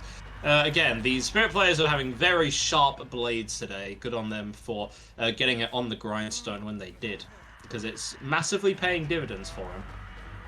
Unfortunately, they needed to spend the money on better headsets. I was just taking a peep at the match chat, and Mercy was saying how long was that 4K for, and it was 7 minutes and 30 seconds. And they were basically saying that it felt like 2 minutes, like insta-death. And I think I agree with them, to be honest. It's a shame that this isn't a mastermind set, because it could quite literally be 7 minutes is all I have. Literally, yeah. 7 minutes is all it took to get to the Wesker set. It's quite funny. A 7-minute 4K4. But, I mean, like you say, like this still could be a 4K2. Which, to be honest, when you're in that mindset of getting destroyed, like, if you still get 4K'd, oh, the sprint burst face! No, not the. That was so unfortunate. No, I was saying when you get into that. Did he try the item tech? He did. He tried to drop his flashlight. No, it didn't work. Merch read him. Okay, I'm too taken with this chase. Now I'm trying to say that 4K2 is still a good result. I don't necessarily know if they're playing like all that seriously, to be honest, because they already won. But yes, you know, they are not. I hate to break it to you, Chief. Yeah. Item teching on a pallet is probably like taking the slow vault. I don't know. That was funny. But yeah, so 4K4. Now we go to the Masterminds down Cold Tower, which is honestly I couldn't ask for a better set. Mastermind is I mean Cold Tower is like his bog standard map, so I feel like we've been on the bog standard maps basically all stream. Yeah, we haven't seen anything crazy. We've not gone to like a Dead Dog or like a Dvarka Deepwood or Bennett, anything like that, you know. Yeah, because we have Nurse on Toba Landing. At least it's one of her maps. We have Nurse on Toba Landing? It's one of the maps. Okay, I cooked. But the thing is, it's like... What's my commissioner doing, bro? What is this? Someone needs to control me, I think. But yeah, the one set I really wanted to see this like stream potentially was an unknown on Dead Sands, but we streamed the wrong semi-final that was played in the other one. But yeah, in terms of like map choices, for the most part, people would like to go with what they're comfortable with. But the introduction of the picks and bans was just to give the players freedom, like if they wanted to, or if they wanted to try and use the map as a wild card to try and get maybe like a more unexpected result. But it seems like pretty much all teams have just gone with the bog standard maps, like because I've included them in there. I've just included like a bit of a weird one, but yeah, some killers, for example, have one map, and Mastermind is one of those where he has Cold Tower only. And yeah, it's one of those ones that you can't really deny him the map because he doesn't really gel well on other maps because he's already kind of figured out as a killer. So when you get those maps where it's like where the RNG has been figured out, basically, it's like one of those sets that's been figured out on both sides. And quite often, if you get that kind of measurement of I know I've been yapping a while, sorry, Egna, but yeah, the I love listening to you talk. I think I'm in love with you, Zach. The odd stream, okay. I think this is going to be quite a interesting tiebreaker because the fact that this set is a figured out one is good. It's good for a tiebreaker because it's like it sets the standard. You know, both teams have gone in their comfort zones. Now we're kind of leveling the playing field. So we'll see. Now we're getting into the game as we speak, and yeah, we'll take it away, Ekta. Bro, you want me to talk? Why the hell would you? Why the hell would you want to be doing that? Okay, just keep yapping. Cool. Okay, right. Well, we're going to be seeing that no brutal strength. There isn't like a lot of thought behind Wesker. Like, there's some room for variation in Wesker builds. The dual beetle has recently become very popular simply because of it reducing the distance of that second dash, meaning it's more likely that you can get a toss instead of a slam, so to speak. If you're able to toss a survivor, they don't make any distance, and it's like the freest down of your life. And also, importantly, that doesn't actually apply to making your dash shorter. It only applies to the distance that you travel after you grab them. So even though it is the first, I think, meme add-on, quote-unquote, which is like actually very, very good and basically almost always picked in competitive play, come out with the egg just so that you can hold the power for a little bit longer, and yeah, you're golden. Brutal Strength is the only perk choice where there isn't one here. Cold Tower does have some pallets, but it is it is more tiles itself. There's a lot of gyms together. It's not tons of individual fillers, which are going to be the problem, because quite paradoxically, Wesker is worse the worse the loop is, as odd as that sounds. Anything that doesn't go in a straight line, he can't handle. Unfortunately, Fedent went a little bit of a straight line to that window there, and unfortunately didn't have quite enough distance. So we're going to be seeing a first down coming in. Pretty good time. The gen right now is currently being two-manned. I would be interested to see... I mean, my point would be to do it before a pain res is there. Obviously, there was no pain res in vicinity of that down. However, there was a pop that could have come out anyway. So I suppose it's good awareness on the survivors to two-man that gen just in time. We actually see a third one completed as well. Both relatively opposite sides of the map as well. Cold Tower can lend itself to some it's not the 3-gen map of all time, but it can still lend itself to some pretty obnoxious 3-gen setup. So survivors are doing a good job to try and keep that delayed for as long as possible. Yeah, absolutely. Fedden is still on the hook. Pop's going to run out now, but he's kind of just looking at this top side, trying to find someone who is maybe lurking around. Yeah, he sees some scratch marks, actually. Can hear the sound of them running away as he chases them up the map. And looks like we want to come for a reset. They want to stop them from going second.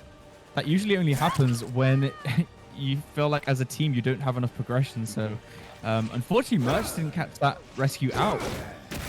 And that is Jason going to be going down to take take the first pin res of the game potentially. Looks like that might be the case, yeah. But yeah, Fednet didn't go second, crucially, so there's no tunnel out really anymore.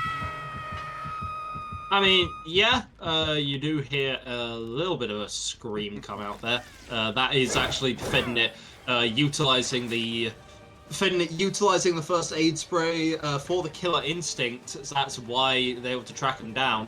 And it's tough. Wesker, of course, a good killer, but nowhere near on the balancing level as things like the Blight and Spirit that we've saw earlier. So you're not going to have those anti-tunnel perks, to be honest. So Fednet needs to have a really good chase here. I think the momentum of this game right now depends upon this chase, right? If Fednet can make this work for another, 20, 30 seconds, or maybe, 5, that works too. So Fednet is going to give another pain res over, and is now on death hook. Mert's going to try and choose the best spot for the pain res, this corner here. The main building generator's been completed, so that's not going to be an issue anymore. Now we're looking at an odd spot, because Merc's only potential 3-gen is on the very other side of the map, right? Which isn't particularly ideal. And to be honest, it's not even really a 3-gen. Yeah, because now they could just get free progress if they want to let Fednet die or just unhook him last seconds. And then Merch's in a position where they've got too much progression on both sides of the map to actually respectfully defend it. So if Fednet survives right now and Merch doesn't get like a good sense of where the gens are or where the progress is, then this game could quite quickly go in the hands of Reassure. But yeah, he's looking around. He looks like he does want to camp this to death. He wants to secure the kill. He's confident that he knows they don't have enough progression to actually pop that last gen, or at least 2 of them, I mean. You can see already somebody rotating over. Yeah, it looks like they really do want to save him. Yeah, there's one survivor coming in. Is there a second one? Yeah, they want to trade, which is, you can't really blame them. They want to get all gens done. Gonna hook and take the pain res, and then that shouldn't be enough distance because the hook was right, or the slug was right at the hook. So I don't believe Wilco will make it into the bot side. I don't think he's going to be stuck at main building, potentially. Yeah, you can hear him up top, waiting for... Looks like the balance landing is going to come into play. And he's got main building, so he's still in a strong spot, kind of. Not too many... Oh, no! Oh, it was so short! No. I hear that all the time, brother. If he had medallion, he hit that. He hits that if he has medallion. This is heartbreaking. Yeah, it's a tough time there. I mean, now we can see that Jason's going to come in for a hit. Has to be careful. Jewel Beetle definitely coming into effect, but of course Merc wasn't quite hotly pursuing. We now have this pallet here, which is one of the pallets of all time for Jason to work with. Tries to get away from it as soon as humanly possible. And Merc may be jumping the gun just a little bit, getting a little too over-eager. Now we see another bit of good work here. Zube comes in, and Merc's hesitation means not only does Jason not go down, but Zube doesn't even take a hit. Now we have this generator in the corner, currently being doubled up by the injured survivors. Fednet, sending your tunnel out survivor to work on the riskiest gen is crazy work, but I suppose they have the confidence to make it done. Wilco, don't feel too bad about going down here. You've already given a pain res. You aren't dead on hook now. It's not in a great spot because it's by the most progressed generator, but the survivors can play patient and just send themselves to the gens over on the other side of the map.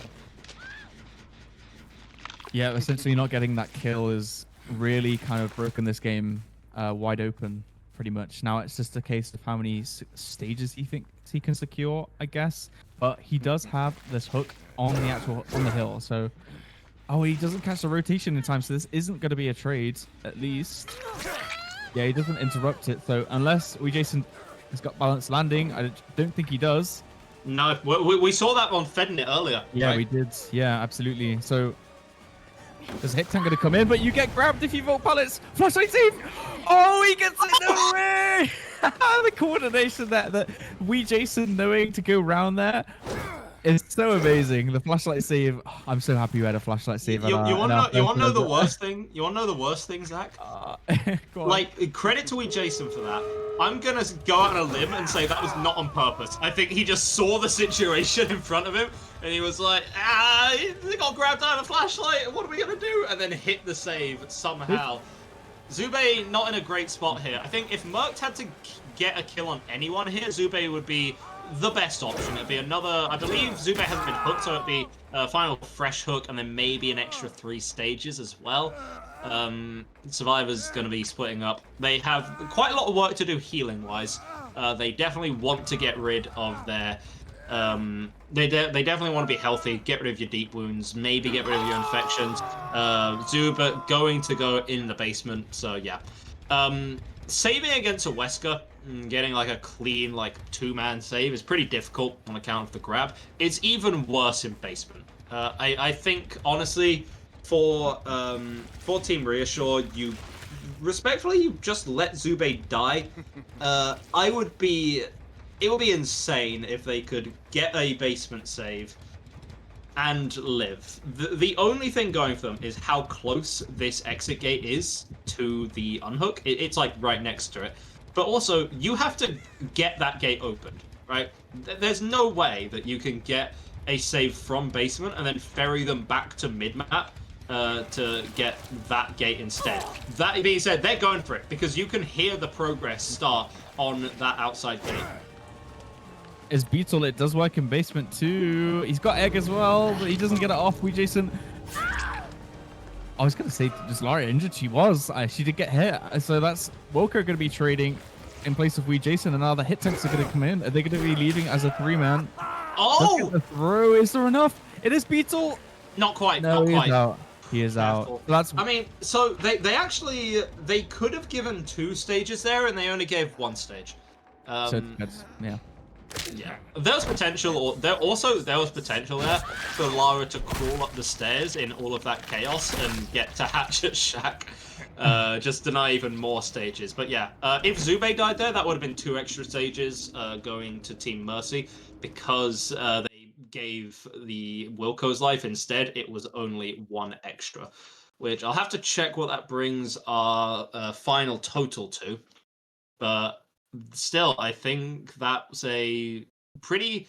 I'm very impressed with the Survive performance. I think on the killer side, it just kind of like it never took off, if that makes sense, right? Like it was not bad in the slightest. There was some really nice hits, but you kind of got out teamworked. Obviously, you can't teamwork yourself when you're on killer. It's just you. But as in, like, the enemy, the survivors were doing everything in their power to work together as a team and do a damn good job of it. And you just couldn't overcome that, unfortunately. Yeah, I think we kind of make the difference between a 4K and just outs is really just the lack of elimination. But I still think that Merch did well to get the stages that he did. To be honest, considering the situation, he had good chases. You can't really fault him for that. But yeah, the survivors of Reassure not letting that happen is also a testament to them, which has led to the result in the first place. Them doubling that last gen whilst the other 2 survivors chased on the other side of the map. The flashlight save as well. That already that would have meant that I'm not sure if Wilco was second stage at that point, but if that save didn't happen, that would have been Wilco dead probably, right? And yeah, I mean, trying to map it in my head, but I still think it's a relatively decent result that Merch has, and I think it's winnable, to be honest, for Mercy survivors. So I guess we'll have to see. I guess it really depends on, again, how much pressure is put on them early game. Mm-hmm. And yeah, I don't know about Jason's mastermind either. So yeah, maybe he's gonna pull out the 4K4 like on Spirit. Yeah, I'm waiting for an exact confirmation, but I think we ended on 7 stages. It was either 7 or 8 stages before Fresh 5 Gen's done. Yeah, I think I actually got it. Yeah, 7 stages. 7 stages. So 8 stages going to be the win condition for likely Jason on the side of Reassure to pick it up on the killer side. Not impossible against a Wesker. I think Wesker. I'd have to crunch the numbers, but I think that Wesker has a like respectable 4K rate. Mhm. At this stage, I simply don't recall, if I'm being honest. My brain is too It small, depends on the player. and it has I leaked mean, out of my ears. I'm so sorry. I mean, if you're Pedro, you 4K every game because that guy 4Ks almost every time. And it's You not raise a good point. it's the difference between him and I guess some like an average result is that he has got such good micro in chase, especially on Cold Tower, where he's played the map like hundreds and hundreds, maybe even thousands of times. And yeah, like it's definitely a killer that you can that the ceiling that you can hit with that killer is definitely, you know, still makes him strong, but quite a lot of the time, if you know, a few of those elements aren't there, like he struggles to 4K most of the time. And it really does. Most killers in general in this tier, if they don't have an early elimination, they won't 4K or elimination at all. They'll really struggle if they stay in the 4v1. So Mertz was trying to get to that point, but in the end, you know, it just ended up in a decent amount of stages, which I think he can still be happy with. So yeah, I'm excited to see what Jason's going to do on the Wesker though, because I've not seen him play at least for a long time.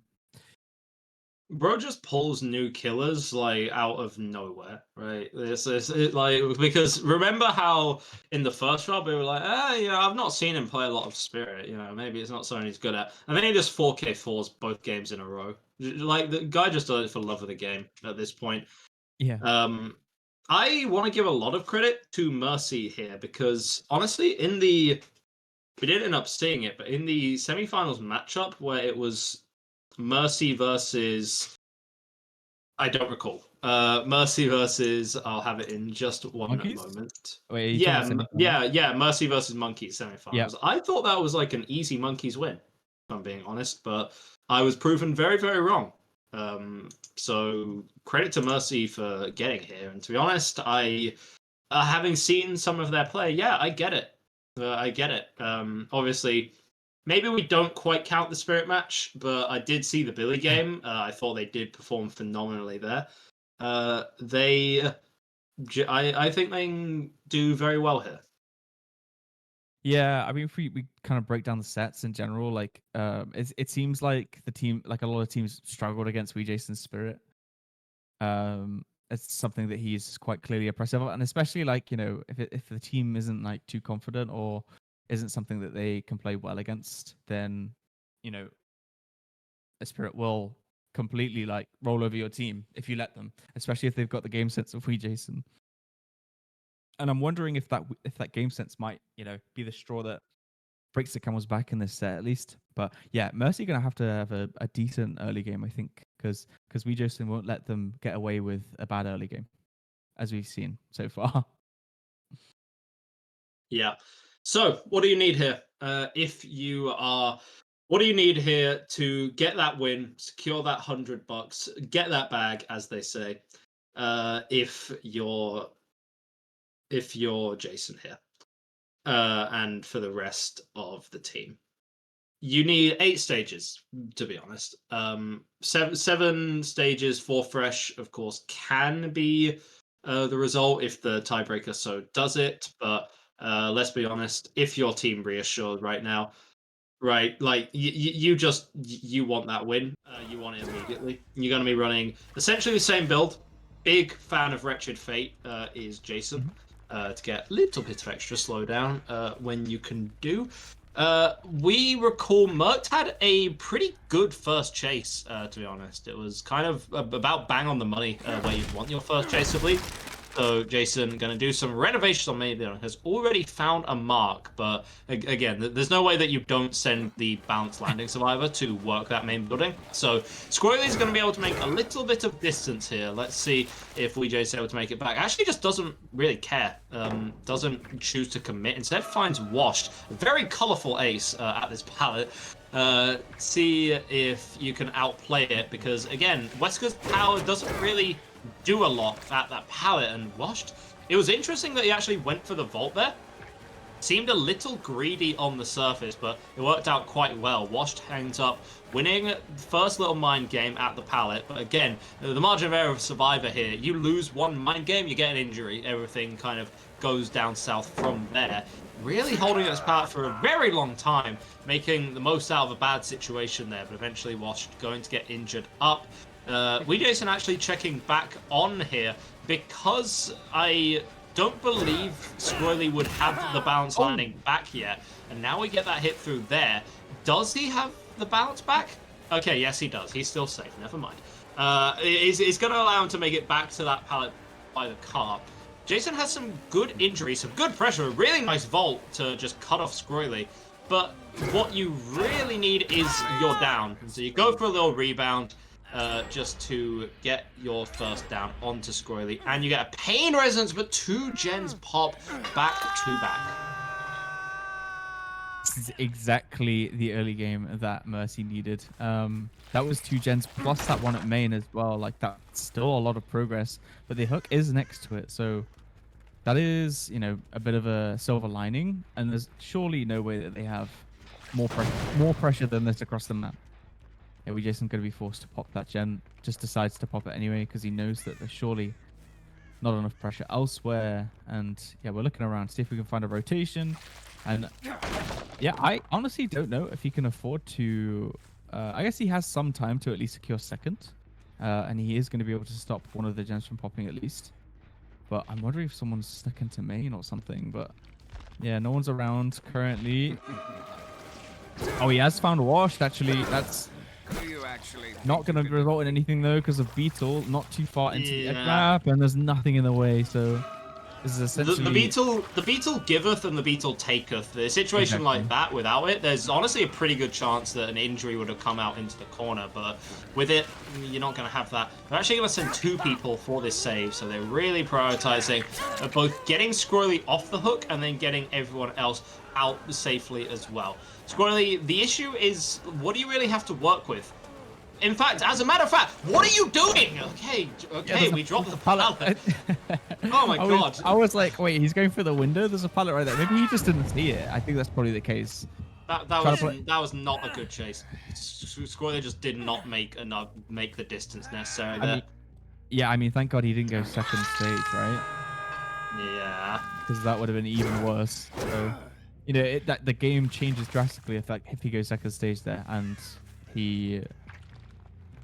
Yeah, I mean, he dies instead. And now it feels like the efforts of Merked and Washed were kind of for nothing, right? They pull off an impeccable 2-man save. They get they get Royley off the hook. They take hits to buy him some distance, and again, you never want to single someone out, but Squirrely didn't do the best with the opportunity given there. Might be kicking himself for that one later on. So the only person that they can really send for it on hook is Bandit, who the Beetle this time is going to very much giveth to Jason. Like, no save can come out. Simple as that. Merc and Washed are injured. They're taking a little too long to reset. Bandit is injured and infected. They cannot get a pull onto Squirrely. Bandit was the rotation. They must have been on gens or something and sent Bandit to go get it, but he gets found and he doesn't make the save. So now they pop 1 gen. They have to kind of reset here. I think Squirrely though is not long for the Worlds. Yeah, they popped the gen. Are they resetting? They are. Yeah, they went to just go finish the gen. Reset comes through now. Yeah, they're triple resetting. So this is essentially now a 3v1 and with 2 gens left, where you do not really have anything on the map in terms of progression. Right? Jason 4Ks. Jason 4Ks. It is a bit of a forgotten conclusion. And it's a right 4-gen now. look. It's a 4-gen. It's like basically at the top side of the map, and then you've got that sort of gen there, sort of a little bit further down. Not the worst. He's already found. He's found Bandit, who's fully infected. Does have the egg to work with. He can just zone him right now and just force him. Yeah, he has to send it, but he needs to dodge this, which he doesn't, unfortunately. And that's going to be Bandit taking the hook stage, basically free, and a pain res too. So all of their progress, all of that time wasted, essentially now they're even further behind. Right? Yeah. God, I'm just thinking, like, the Survivors, they honestly had a really good early game start, pretty solid first chase from Squirrely. for not the most amount of time, but a lot of time, realistically, against Wee Jason. And then it was all for nothing at the end of it, because in the mid game they had to go for, like, the odds weren't exactly in their favor. Like, again, saves against a Wesker are tricky, but they pull off a two-man save, they do it well, and then I like how there's just no respect, because bro just knows that he's gonna get that hit. He's trying like, to I'm ego not even Wee for that gonna pallet. pretend like I'm scared of the pallet. No, but he's just like egoing a pallet against Wee Jason. Like, how many ping? How many hundred ping are we talking about? But damn, like, yeah. I mean, it's kind of based, but you just got yourselves under the hook stage. That's a bit unlucky. And now he's got Pot Goes the Weasel on this gen that's gonna raise even more pressure. But as soon as you get into this pop eruption chain like this, it's so much harder to get any gens done, especially when they're so close together. But yeah, we're going into main building. We see some scratch marks. He actually spotted someone out quite nicely there, and they're gonna be rotating up the map.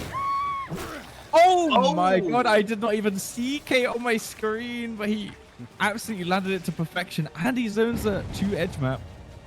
Hook comes through, so he just knows that all survivors are just in this area and not gonna be able to do anything. He's trying to end the grab so that it's a guaranteed down. But yeah, Mercenary smartly realizing that is the beetle play and isn't gonna let him do it, and that's a fast down. He doesn't really care about whether he's allowed to do it or not. He's just going to dash through and get it anyway. Now, with Kate being hooked onto 3 fresh 6 hook stages right here. I mean, 2 more hook stages is all you need. You want to count Merked Out Death? You can do that, but you don't need to. You know roughly where the survivors are. You know that you can get a down and a kill onto Bandit sooner rather than later. You actually somehow get the toss into that tree. Fortunately, Bandit's able to make it to Shaq, which does have the pallet up, so this is some guaranteed time that's going to be bought. Okay, what are you cooking? Just break the pallet, bro. Oh, that was way closer than it needed to be. No, he doesn't. Oh, he auto-aimed. That actually would have been a hit if he'd properly got the swing, I think, on the ping. He's so determined to get this hit without breaking the pallet. Oh, the ego between these two is so funny. Yeah. Okay, he's like, now you want an ego Shaq pallet? I'll make you Kekful. That's funny. Bandit putting on the show for us there. And yeah, he does go down with the God Rock. That's funny, yeah. Nice little interaction between the two players. That's gonna guarantee the kill onto Bandit. So now we're looking at 3 fresh hooks, 7 total hook stages. 1 more hook, Merked, washed, doesn't matter. That gets you the win here. It is all but a foregone conclusion that the winners, we won't congratulate them quite yet, but Reassure will be your winners of the first ever Tenax Proving Grounds tournament. Yeah, absolutely, and we kind of expected it, right? They were the top seed. They were coming into this. Players obviously seeing that he is signed up and immediately knowing that they weren't long for the world in terms of this this gameplay. But do you know, we've had some teams just come through the tournament that we kind of weren't expecting, so that's always something that you can kind of be happy about somewhat. But yeah, I honestly think it's been a really well played tournament by Reassure. And that's the win. That's the official win right there. And Messi as well. So yeah, congratulations. Grand final is going to be going to Wee Jason's new team, Reassure, setting a precedent for their team. Just doing the hug text, the fancy moves now, and that's going to be the last survivor going onto the hook. And that is all she wrote, basically, ladies and gentlemen. Mastermind, of course, just ending and starting and ending on such banger sets. I mean, I know we were kind of starved of a bronze match, but yeah, looking at the time, I mean, we're at, what's it, 9:45. I think we're still on schedule, because had the bronze match gone ahead quickly, I don't know. It's not like it even matters. But yeah, congratulations to Reassure for winning the first Tenax Proving Grounds. These are every 2 weeks, and it is a 2-day tournament, so if you have a team, you should definitely sign up for the next one. Mercy going to take second place. There is no second place prize. It is a winner takes all. That's going to be $100. sponsored by Cracked Media. Thank you very much. Without them, we would not have a tournament to run. So big shout out to them for sponsoring the tournament and the prize pool. And yeah, I hope that everyone's enjoyed it. Have you got any closing words for the stream, Egda? No, thank you so much for joining us. Of course, it's always great to see new projects. I think it's just fantastic for the scene. You know, the more opportunities there are, the more things that we can get teams to play, the more streams that could be put out in the entire competitive community. It can only be a good thing, right? Thanks for having me, Zach. It's been very fun. Thanks for putting this all together. And I mean, tell me a little more about when the next tournament will happen. Yes, it's every 2 weeks on the Tuesdays. So the next one will be on the 16th. We're definitely gonna just take a look and just see how everything went, because this is our first tournament. So the first one, you kind of you put the building blocks in place, you test it, and to be honest, I considered it a success based on how well it's gone. Few things on production, like maybe an issue or two yesterday, but overall it's been really smooth sailing. And I think I want to shout out the players too, because they've been great too. They've been fast, they've been responsive. We only had I think one team forfeit at the start, and that was because they didn't turn up on time. And then yeah, Rewend just didn't want to play, or they couldn't play in Bronze match. So I mean, in terms of the amount of games that we've played so many games, and the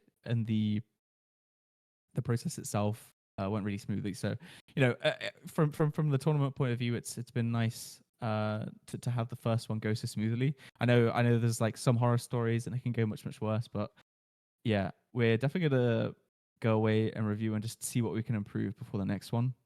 Especially on the I didn't have balancing to improve side. anything. I was perfect the entire time. Yeah, you were perfect deck there. Yeah, I know.